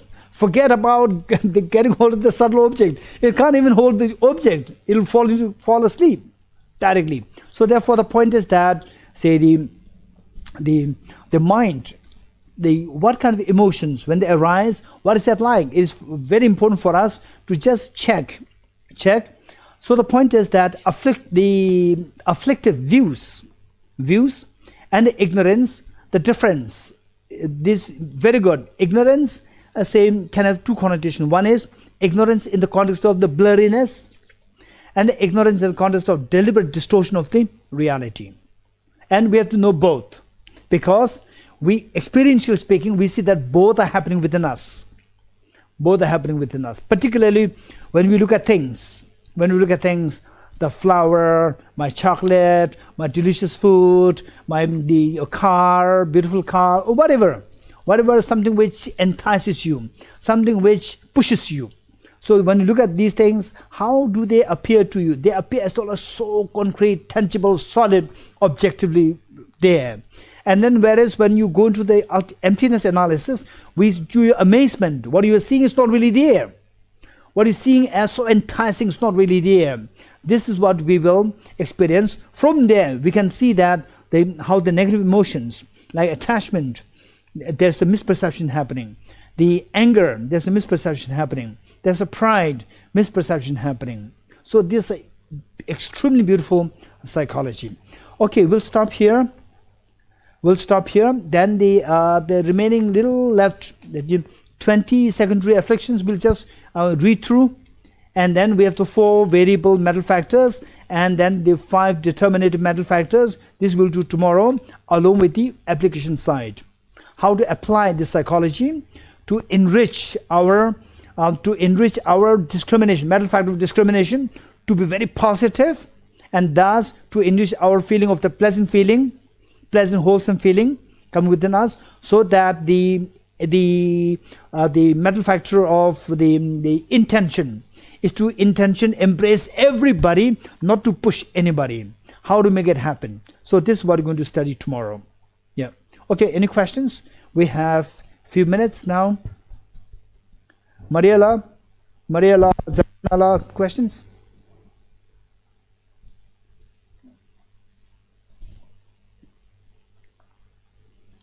Okay, Alexander. Yes. What was the cause of the feeling and discrimination when not jumping into the fire? Okay, what is the cause? Oh, this is a good question. This is a very good question. Are you asking me, or are you asking the Paul Ekman? I ask you. Okay, me. Okay, so this is the Professor Paul Ekman's answer, but I agree with him. So basically, the idea is for Professor Paul Ekman, this is again a problem. Professor Paul Ekman, he is able to get one step because he doesn't believe in reincarnation. He doesn't believe in rebirth. He doesn't believe in that. For me, this is my major enterprise. This is my major journey of my life, to look for rebirth, whether or not there's rebirth. So this was the question which I was posed by a given situation when I was like 20 years old, when I was just that young, fresh, the graduate from the high school. This question about rebirth, I faced. I took it as a challenge. That how can we establish rebirth? This is my personal journey. So for me, that's very easy. That, for example, today's feeling that I see, for example, let's say I see all of you, that makes me very, particularly the people from Israel, from India, from Delhi, from Israel, from Finland, and then from Australia, from Switzerland, from Russia, from Singapore. What else? Okay. So then, when I see you, the familiar faces, I feel very happy. So this pleasant feeling, how come that this pleasant feeling comes to me? It's because of the earlier pleasant feeling. Earlier pleasant feeling was because of, say, the good, meaningful interaction that happened. They gave rise to the pleasant feeling. It leaves an imprint, and today, even without having any kind of interaction, just by seeing you, that pleasant feeling is retrieved. So for me, that's very simple. Yeah. Okay, likewise, we can track back to the past life. Yeah. Okay. Yes. Okay, actually, I'm not the moderator. There's Zarina there, Mariela there. Krishna, there is a question in the chat. Emilia wanted to ask a question earlier as well. She's asking, Yeshua, please, what is afflictive doubt? Okay. Oh, this is a good question. Thank you. Where is Emilia? Okay, there. What is afflictive doubt? This is a good question. Okay. I look at Emilia, and it was the doubt there, whether or not Emilia was Israeli or Finland or Italian. I was not sure. I have a doubt there. This doubt is not afflictive. Still, my doubt is there. If she is kind, she will explain. Otherwise, my doubt is still there because I've been to these three places and her face is very familiar to me. So I have a doubt whether she is Israeli, Italian, or French or Finnish. So this is a doubt. This is not afflictive. Afflictive doubt is, say, the law of karma. Okay, let's say corruption. Should I go into corruption or not? To go into corruption, is it sinful or not? Who knows? How do you know that it's sinful? How do you know that by corruption in the future lives I will suffer? How do you know? Nobody knows. So this is a doubt. This doubt is afflictive. This doubt is in a way tilted towards me behaving in a wrong way. So whereas the doubt whether Emilia is Israeli, Italian, Finnish, French, that is not afflictive. It will not take me into wrong actions. Geshe, I live in Sweden, but I have attended the Bodhicitta retreat in Finland. Okay. Okay, you're Swedish. No, I'm Brazilian. Okay, that's interesting. You're Brazilian, live in Sweden, and then attend a retreat in Finland. Yes, and we do the sutra recitation together with the Tara liberation. Wonderful. Yes. Wonderful. And I've been attending your teachings. Okay. I'm following you, Geshe. Okay. Thank you. Okay, any more questions? Yeshua, in the chat, And then next it will be Prita Ganguly who's raising her hand. But first, Vanashri Gakde. Geshe-la, if pleasant feeling leads to virtuous action, then why do we say that intention is the mental factor that is closely related to karma? Okay. Vanashri from Mumbai. Okay, thank you, Vanashri. Intention, okay, let's say, pleasant feeling. Pleasant feeling, okay, what I said is just a very generic understanding. It's a very general understanding. This is not the complete clear picture because we are doing it in a very congested form. Say, pleasant feeling may give rise to negative karma also, may give rise to positive karma. For example, let's say, it depends. Let's say that, okay, I steal something. Should I steal? Not steal. I steal. Then if the pleasant feeling comes, it'll make you to steal. This is non-virtuous. I don't steal. I should not steal. Pleasant feeling comes, then you will not steal. That is virtuous. So pleasant feeling per se doesn't guarantee that your action is going to be virtuous or not virtuous. That depends on the what triggers the pleasant feeling. The discrimination. The discrimination, if that is virtuous, and then the feelings accompanying that is pleasant, then you will engage in that act, that intention. That intention becomes positive karma. So intention is the karma. It's not associated with karma. It is karma. So whereas with the say discrimination is positive, and the accompanying feeling is unpleasant feeling, then you will not engage in this action. You will engage in the opposite action, which is the bad intention. That intention is the negative karma. Thank you, Vanashiriji. Thank you. Thank you, Geshe-la. Welcome. Okay. Now where's the moderator? Is Prita Ganguly? She's raising her hand. Yes. Prita Ganguly is there. Jasmine is there. Yes, Prita Ganguly. Where's Prita Ganguly? Okay, yes, Prita Ganguly. Yes. Geshe-la, I wanted to just understand and confirm, does discrimination mean our thoughts, or what is the difference in the two? Say it again. Does discrimination mean our thoughts, or is there a difference in thoughts and discrimination? Okay, thank you, Preeti Ganguly ji. Thank you so much. Discrimination, is it our thought or is different from the thought? This is a good question. Okay, discrimination is with all the mind. But discrimination, let us keep in mind, discrimination has many connotations. One is a very negative connotation. Racial discrimination, gender discrimination. This is very negative. This is not what we are talking about here. Discrimination here is the sense of distinguishing things. Distinguishing what is good, what is bad, what is nice, what is not nice, what is mine, what is yours. This the mental factor of distinguishing things, this is what is known as the discrimination. And this discrimination is with all the minds, conceptual, non-conceptual, thoughts, non-thoughts, with all forms, with all minds, this discrimination is present. So this discrimination, okay, I don't want to complicate it too much, right?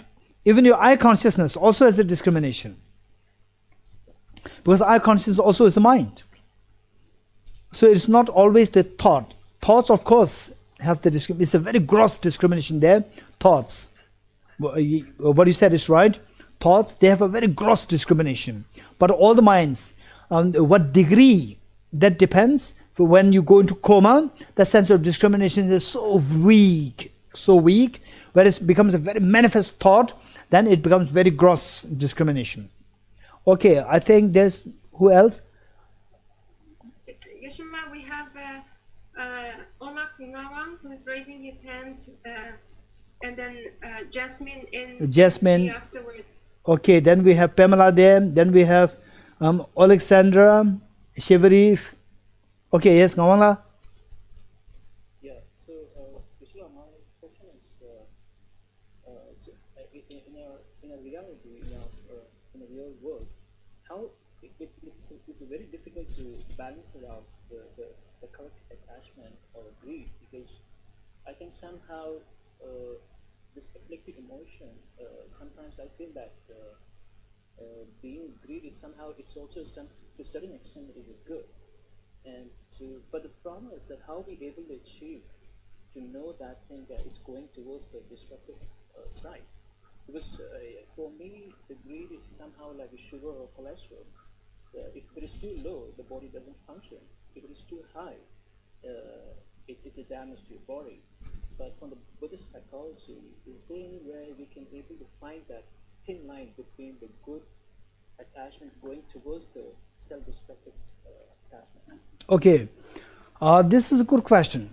This is a good question. So first we have to learn. First we have to learn in general. First we have to learn in general what is a bad attachment, what is a positive attachment. Positive attachment, we call it aspiration. Say, I want to become Buddha. Okay, greed. I'm so greedy to become Buddha. Right? I have a greed to become Buddha as soon as possible. He's so greedy, he wants to become Buddha very soon. Okay, that's fine, there's nothing wrong in it. But greed in general, this word is used as very negative. He's very greedy. Nobody says that this is positive. Greed is a word used to connote something negative. But they say, okay, first what we, practically speaking, what is very important is that first we have to demarcate. We don't go to look for the fine line. First we demarcate the gross and the, okay, I remember when I was in class 9, 10, 11, 12.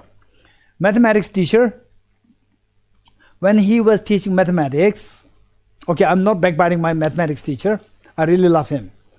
When he was teaching mathematics teacher, what he does is that he first teaches us how to solve the problems, the formulas. He teaches all the formulas, then how to apply the formulas. Okay, very simple ones. But that's very simple. Then he would give the homeworks. Homeworks would require all the fine lines, looking for the fine lines. What he taught was the very gross ones. And the homeworks, only the fine lines, right? So he left us to do the fine, like looking for the fine lines. What he taught was the very gross ones. So likewise, first what we have to do is we have to know the gross ones. What is a destructive the attachment? What is constructive desire, attachment? We have to look for these two. Then the next one is once you know that so well, okay, don't go for corruption. Corruption is really very bad. Okay, go for charity. Go for charity, and you earn your living. Earn your living. Go for a good salary.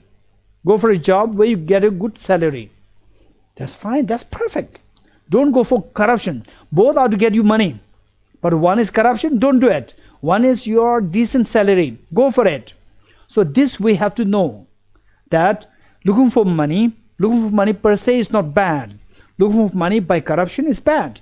Looking for money out of your decent hard work, this is good. This distinction we have to make. Once that is made, then looking for the fine line. Looking for the fine line. Okay, say there's a bonus to be given, and the bonus is given only to one person, and whosoever can prove oneself, he will get the bonus or she will get the bonus. And my friend is in need of money. I also am needing the money, so he's also fighting for this. I'm also fighting for this. And sometimes, so where you have to talk very nicely, all this to convince your boss. So that what you do is that craving. Is that positive or negative? So then you want to undermine the other person to get the money. You want to undermine the other person. So this is not corruption at all. This is about proving yourself. But within that, are you undermining the other person? Or you are equally encouraging the other person to come along with you? In most cases, we undermine the other person. So this is far better than going into corruption. Far better than that. So we are going into from the corruption, the extreme side, to the fine line towards virtue. So there we have to bring the examples, the situations, challenges. This is the episode, this is the anecdote which requires to be decided whether this is virtuous, non-virtuous, or this is to be this wholesome or not wholesome. So these examples you must bring. So for the fine line, for the gross, we don't need examples. We can just directly say that this is the unhealthy corruption. Never go for corruption, and go for decent earning of your living. Go for that. This is very easy. For the fine lines, you must bring the examples. Then on that basis, we have to decide on the basis of the case by case. Okay, good. Thank you. Okay, now I think Jasmine. Okay, unmute. Good. I cannot hear you. Louder. No. Sorry. Let me try again. Oh, now louder. Good. Now you are loud. Okay. Can you hear me now? Yes. You can hear me. Okay. My question is that because earlier on we thought that in order to cultivate the 11 virtuous mental factors, we have to scan our mind on a daily basis to detect the element of attachment, aversion, and ignorance. But ignorance is always there, such that even our wisdom and compassion are conceptual. So, on that basis, if even our wisdom and compassion is conceptual, how can we actually effectively cultivate the mental factors in our mind? Okay, the conceptual, say even our compassion is also conceptual, and even the wisdom that we generate, they're all conceptual. So how can we possibly have the virtues cultivated when scanning our mind? Is this a question? Okay. Yes, right. So conceptual does not mean non-virtuous. Many of the virtues are conceptual. So conceptual does not mean, so say some people they give us a very wrong impression that conceptions they don't say conceptuals are the non-virtuous, but they say that conceptuals are inferior. This impression that we get. Oh, we have to cut the conceptuality, we have to cut through the conceptuality. They use such words. We have to go directly into the emptiness, directly into ultimate reality, cut through the conceptuality, as though like conceptuality is so bad. In actuality, this is what I'm saying. Conceptuality, what these people are talking about, this conceptuality is very different from the conceptuality which we are talking about here. The conceptual that they are talking about is the discursive conceptuality. Discursive conceptuality is by no means healthy. Whereas the conceptuality that we are talking about here, this can be oftentimes very constructive. So for example, it is only through the conceptuality of the building. The architects, first they create the blueprint, the concept of the building, concept of the hall, concept of the stadium, concept of the dam and so forth. First they come up with the concept in the form of blueprint to create the conceptualization of what it is going to be like, and then they will make it real. Likewise, experience of emptiness. First it is conceptual. From the conceptual, then it will become non-conceptual. So conceptual is so precious. In other words, for the wisdom of emptiness, there is no way by which we can get to the direct non-conceptual experience of emptiness without going through the conceptual experience. There is no way. So therefore, conceptual experiences, they are not at all bad. They are not at all negative. They are not at all non-virtuous. Yeah. Then my question is that, can a conceptual mind be mistaken mind? Okay, conceptual minds, all conceptual minds are mistaken. Mistaken does not mean unwholesome. You're getting it? Mistaken two ways. Mistaken with respect to the object of appearance, mistaken with respect to object of apprehension. So mistake when happens with respect to object of apprehension, that is ignorance. Mistake happen on the basis of the appearance, not from the apprehension. There's nothing wrong in it.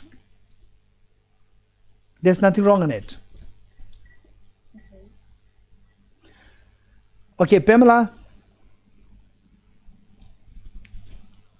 Geshe-la tashitila. Just delay, Pamela.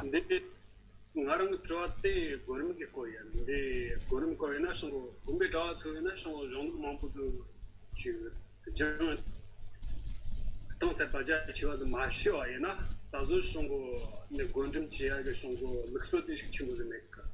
Ina ya ta na chwa zu chona shongo no chi de gumba tambo ne jang de ke su pron zu karis na ta gonjum ji nyana chi ya de chu no zu. Dena kuna songa changar muchiga songa na dina yang toni ke tawa tang songa chu sangwa de hachang ke chimbo res tu da de ga chimbo yo ai na songa rong chimbo zu ja chimbo de ma shi ai na de mang te ma ai na ganda sil gumti de chapter ni ka ganda sil mas Alright, thank you, Pamela. The Pamela's question is that the in the monastic universities, the monks, for the Dharma practice of the Dharma, what they do is that they study, they go into extensive studies of emptiness, bodhicitta and so forth, followed by reflection, and then meditate.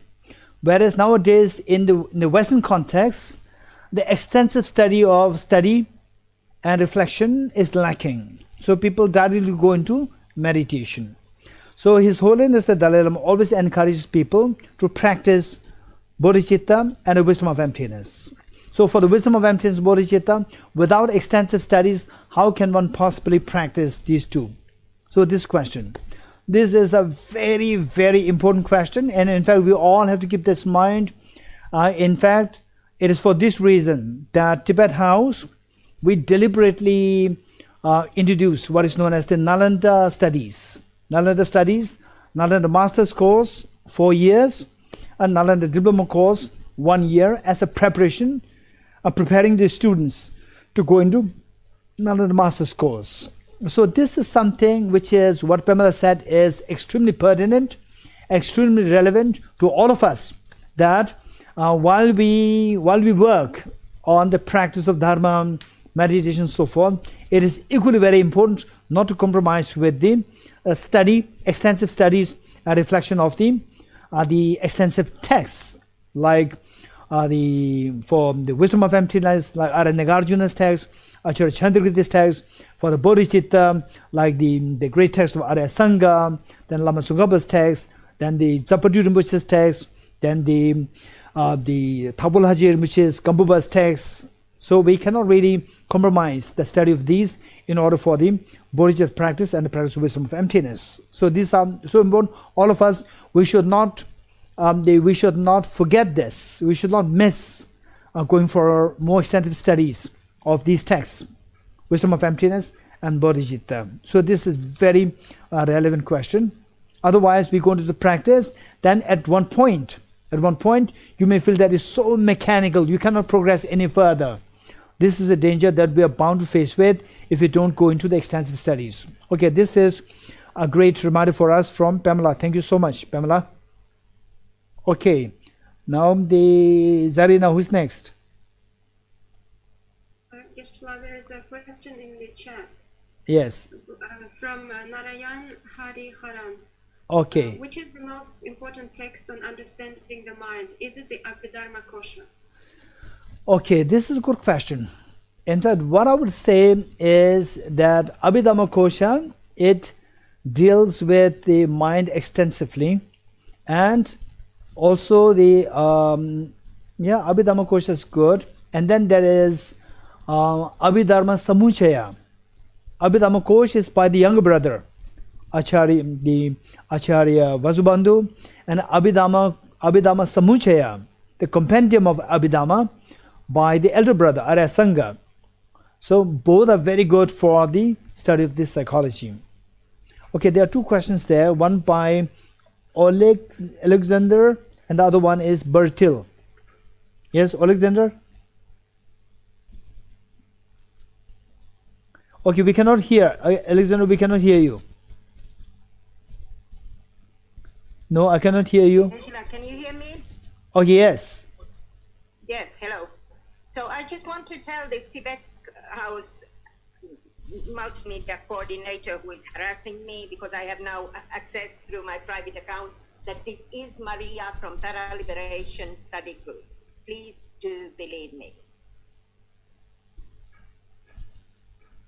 Okay, good. Alexandra?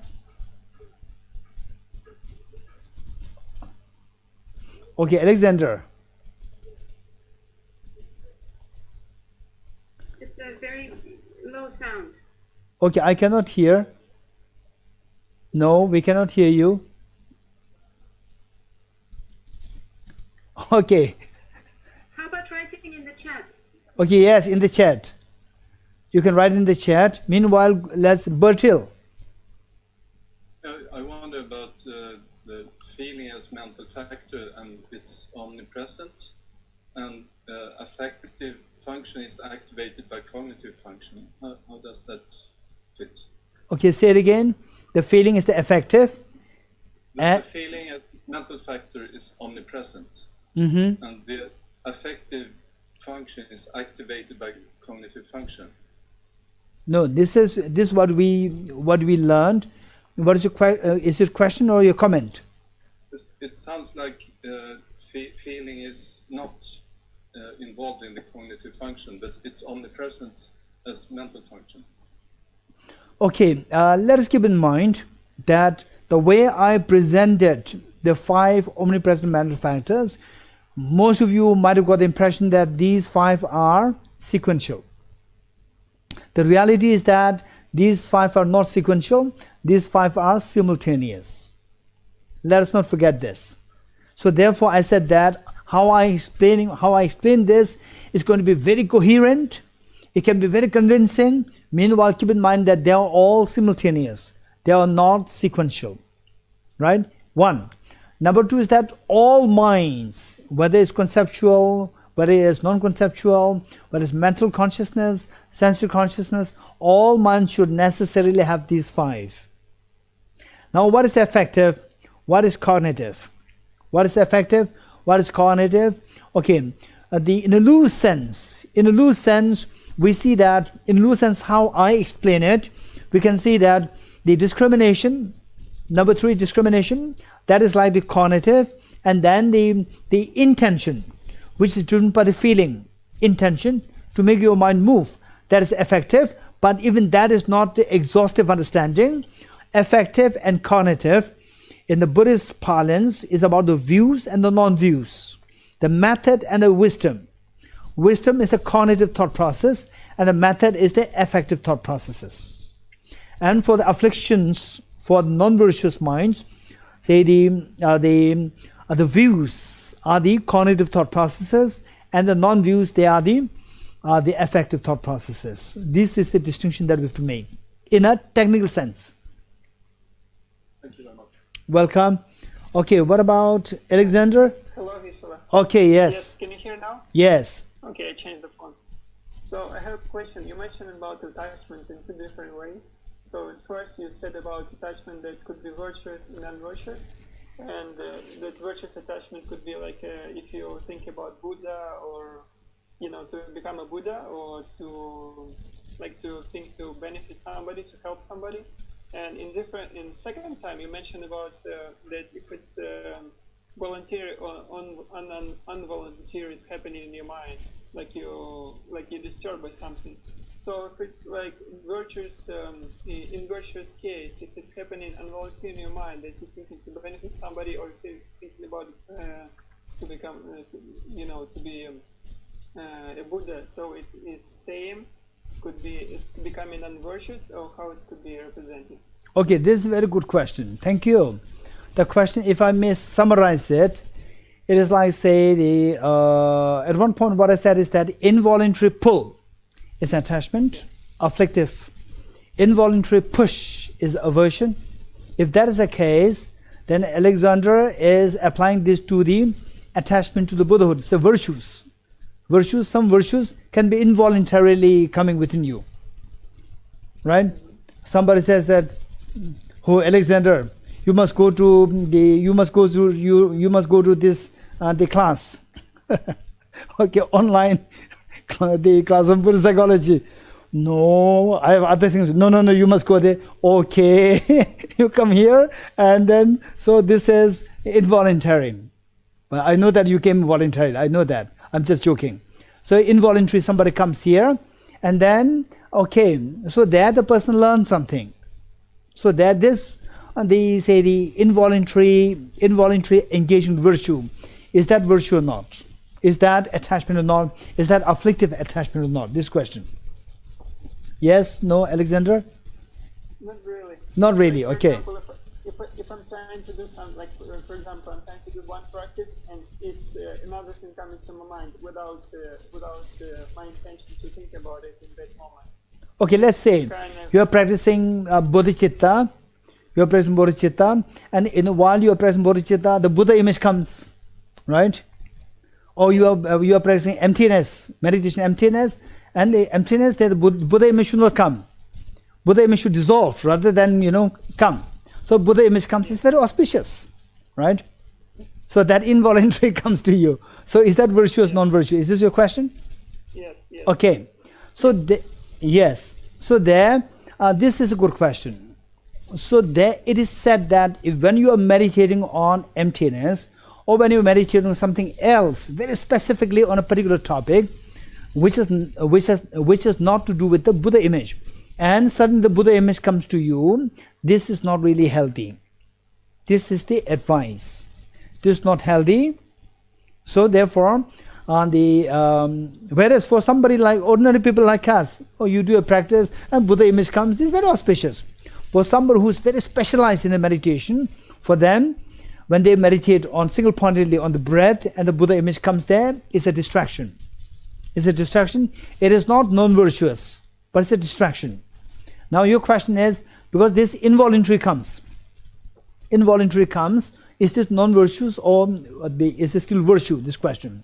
So according to what I said, involuntary pull, this is non-virtuous. Whereas here, the involuntary pull is not happening. But then some people can be attached to it. Oh, I'm so lucky that, I'm able to see the Buddha image while meditating on emptiness. So involuntary pull happens. So this says, when this happens, then the point is that, say, the involuntary pull. So then, without understanding what the real Buddha is, just the Buddha image comes, involuntary pull, this is attachment.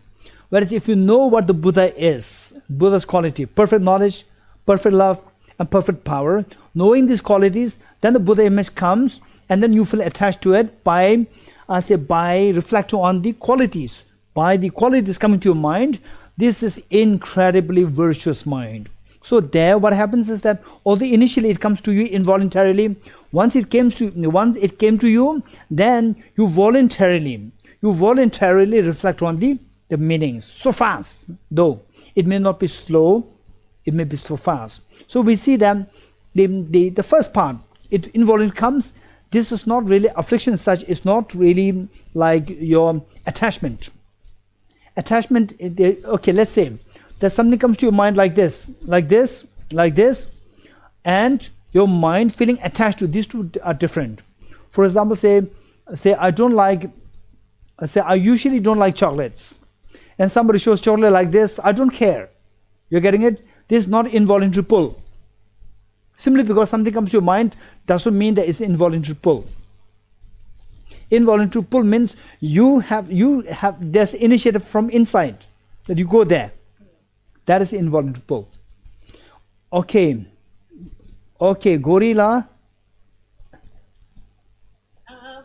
Geshe, I was just trying to understand, when you say, when realized beings have non-conceptual understanding or collective engager consciousness, I know, of course, I have very limited capacity, I can't fathom, but I'm just trying to understand how can they absorb all the information in the world simultaneously without editing.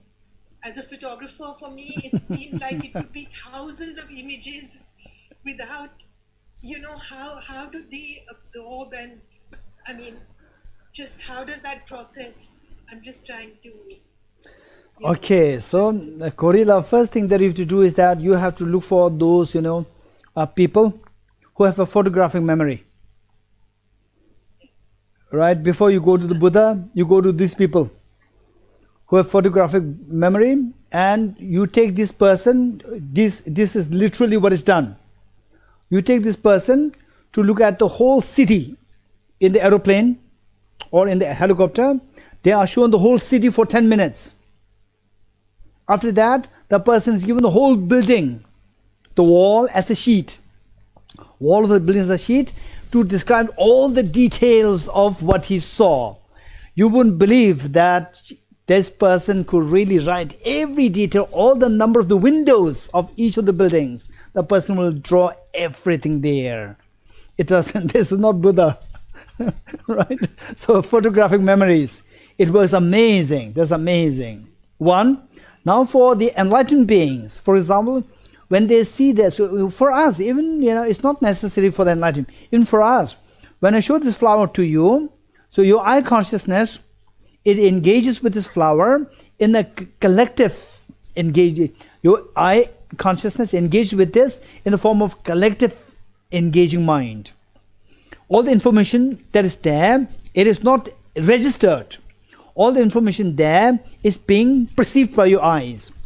Perceived by your eyes, and then to what extent it registers, it depends on the conceptual mind or the mental consciousness to which all this information will pass, and the mental consciousness will pick up only few information. So that information, we say that, okay, for example, say I got all the applications for the Tibet House job, and let's say I'm the secretary. I got all the applications, Vilila's application, Irit's application, all the application. Then I pass it to the director. And the director will say that, okay, I'll pick up this person, this person, this person, 3 person. And the rest rejected. So I come down and say that, sorry, these 3 people are picked up. Right? So whether what I picked up is not decided by me. It's decided by my boss. Likewise, the eye consciousness, sense consciousness, what extent they register something is decided not by themselves, decided by the mental consciousness. So, otherwise, even the eye consciousness, our eye consciousness, they are also collective engager. They are not the eliminative engager. And since they have no mental dirt or obstructions, they are able to register everything. Yes, the Buddhas. Yes. Okay. Yes, the Vishal. Vishal, right? Yeah. Hi. I have a bit practical question. Yes. Like what we spoke about the house on fire. How do we save it, right? Yes. Yes. In the same manner, what I could foresee after this pandemic is like people might get more affected by OCD in future because of the habit of excess hygiene, or might be washing hands and all. So how can we apply Buddhist psychology to make, because tomorrow even after the pandemic is over, that habit is going to be there with them. So how can Buddhist psychology help in this particular case? Okay, this is a good question. So hand washing, it can become OCD. Yeah, it can become an OCD. Yes. Obsessive compulsive disorder, right? And putting on the mask. That's true. Okay. Be more cautious, basically. In future. Yes. What about taking breakfast? Taking breakfast, we have been doing this since we were born. It has not become OCD, right? Yeah. Right? So there are things which are under control. Although we do it every day, it doesn't mean that it will become a habit. It becomes an uncontrolled habit. It is not necessary. For example, eating breakfast, taking lunch, or going to bed, or what? They say you're doing exercises and so forth. These are all what we do, they are all done with a control. What we do out of control, these are not classified as OCD. What we do out of no control, these are known as OCD. So, putting on the mask is we do that out of the sense of with control. And washing hands, these are all done with control. But some people, there's a danger. that can slip into OCD. Every danger is there. You are right. That's true. Yeah. Okay, Zarinala.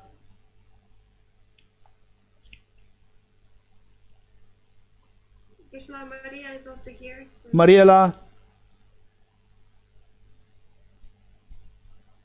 Okay, now anybody?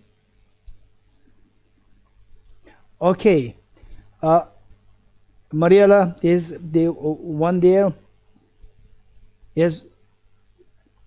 Yes, what is it? No, it's okay. I'm on the phone, and it's been a struggle to get the people to believe that it's me actually. But I've been frozen, so I cannot use the Tara Liberation host features at all. The screen has been frozen, so I don't know what sabotage this is. But somehow it's like in the morning there was the other issue, and now this. So that's why it's very nice that there have been these co-hosts, but. Sarinala, thank you very much, and the gentleman from Tibet House. So, but anyway, just proceed, Sarinala. It's more convenient if you do it because you have access to everything. Okay, Krishna, what do we do? Okay, there's one lady there who wants to ask a question. Israeli? Yes, Krishna, there's one raised hand, and it's an Israeli name. Yes, I yes. can't read it, unfortunately, so please unmute yourself. Yes. Hi. Two things. One, I'm a psychologist, so I wanted to relate to what you said about attachment.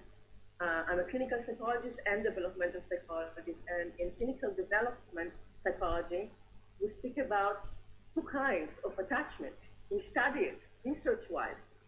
So there is attachment type B, which is a secure attachment.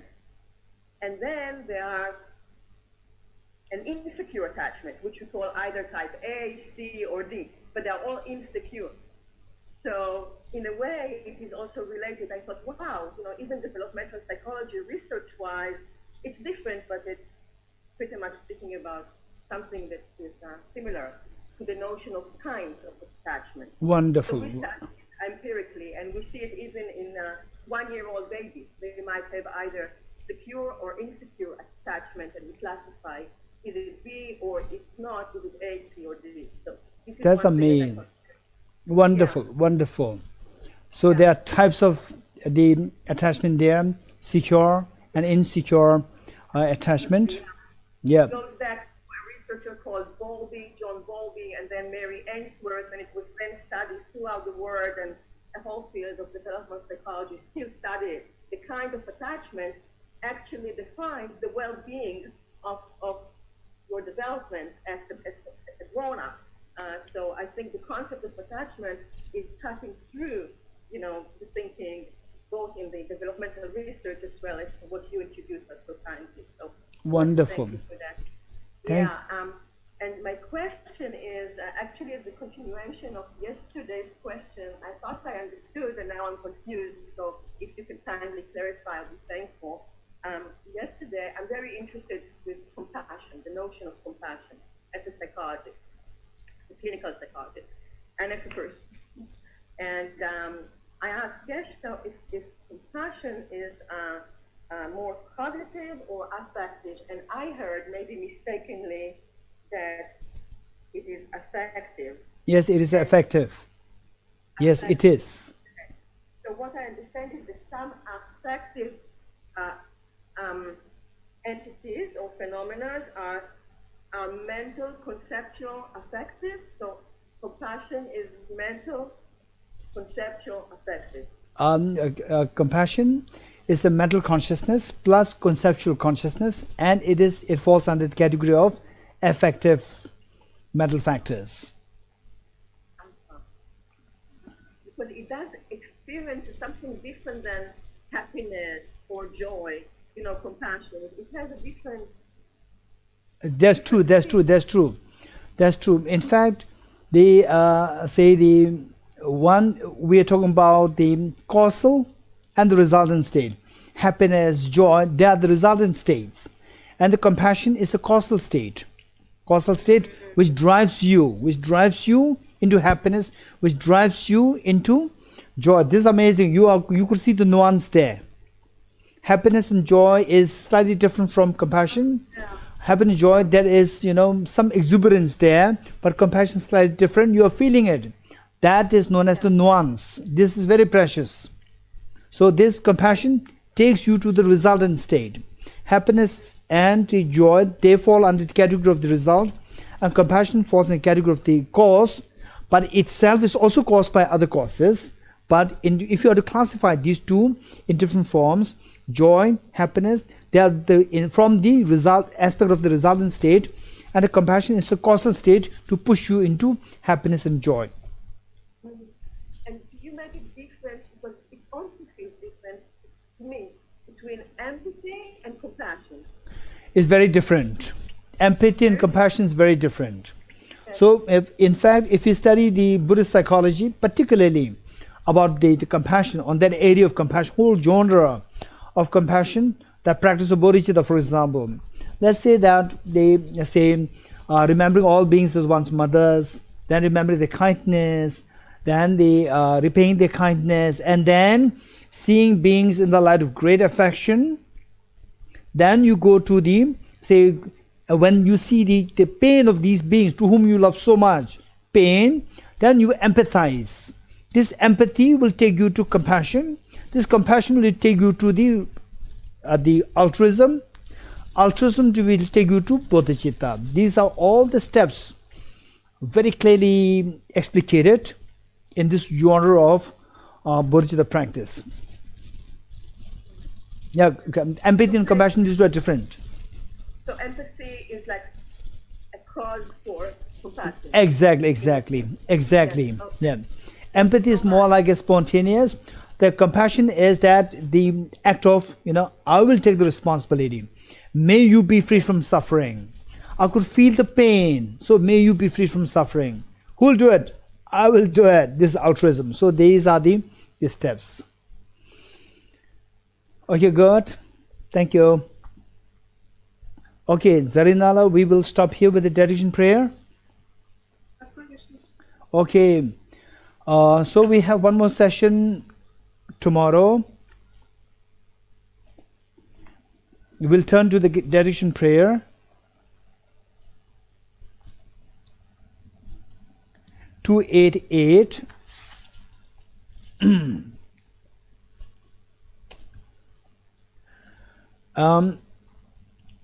Let us dedicate the merits thus gathered, that His Holiness the Dalai Lama, the true source of joy and happiness on this earth, that he lives long, and that his wishes be fulfilled spontaneously, and also that the world leaders, the leaders of the world, all the leaders of the world, let us pray that they gain the courage to learn from His Holiness the Dalai Lama how to work on dialogues, how to work on brotherhood and sisterhood of the whole humanity.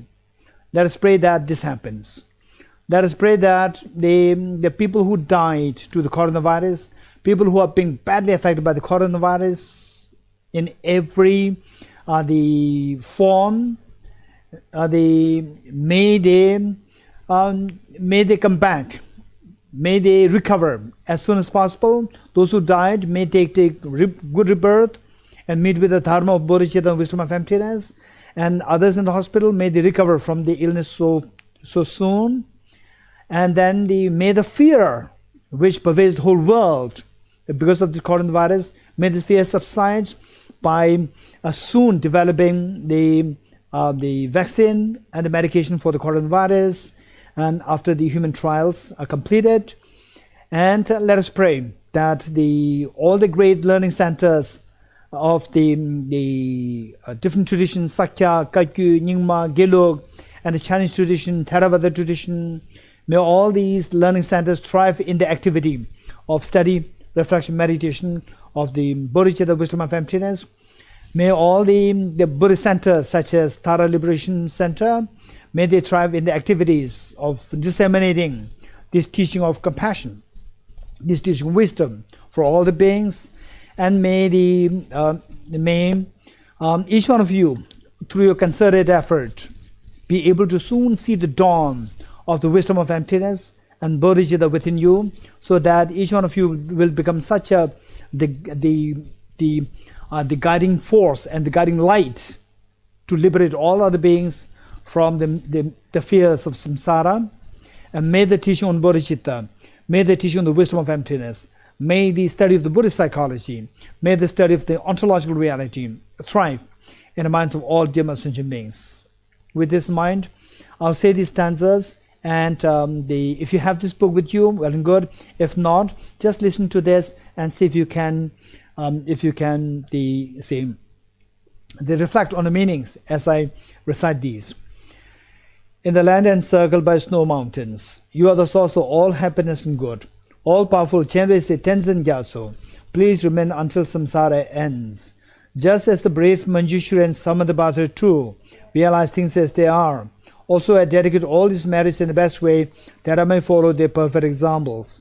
I dedicate all these roots of virtue with the dedication praised as the best by all the Buddhas who appeared in the three times, so that I might perform the noble Bodhisattva's deeds. May the supreme bodhicitta that has not arisen arise and grow, and may that which has arisen not diminish but increase forevermore. As long as space remains, as long as sentient beings remain, until then may I too remain to dispel the miseries of the world. Due to the merits of these virtuous actions, may I quickly attain the state of a Guru Buddha and lead all beings without exception into that enlightened state. I dedicate the merit thus gathered towards the realizations of the deeds and the prayers of all the Buddhas and Bodhisattvas of three times, and to the upholding of the Dharma of teaching and realization. May I in all life, through the force of this merit, never separate from the four wheels of the Mahana vehicle, and accomplish all the stages of the path, renunciation, bodhicitta, perfectly and the two stages. With a wish to free all beings, I shall always go for refuge to the Buddha, Dharma and Sangha until I reach full enlightenment. Inspired by wisdom and compassion, today in the Buddha's presence, I generate the mind of full awakening for the benefit of all sentient beings. I go for refuge to the Triple Gem. I confess the negativities individually. I rejoice in the virtues of all the beings. I hold the precious Buddha in my heart. By the power of practicing and supplicating to you, may all be free from sickness, poverty, and conflicts. And may Dharma and the auspicious proliferate, and all the places where we abide. The path of union of emptiness and compassion is loosely explained by the protector Buddha Dharma and the beings from the land of snows. You are the lotus holder Tenzin Gyatso. We supplicate you that your wishes are fulfilled spontaneously. May the operations of evil thoughts and deeds of the negative forces of humans and non-humans who hereby merit through perverted prayers against the teachings of the Buddhas be totally vanquished through the power of the truth of the three jewels. In all my lives, never separated from perfect gurus, may enjoy the magnificent Dharma by completing the qualities of the stages and the path. May I quickly attain the state of Vajratara. Throughout my future lifetimes, may I always be guided by a Manjushri and be able to uphold the Dharma in general and the teachings on dependent origination in particular, even at the cost of my life. Deyata Om Gate Gate Paragate Parasam Gate Bodhi Swahatyata Om Gate Gate Paragate Parasam Gate Bodhi Swahatyata Om Gate Gate Paragate Parasam Gate Bodhi Swaha.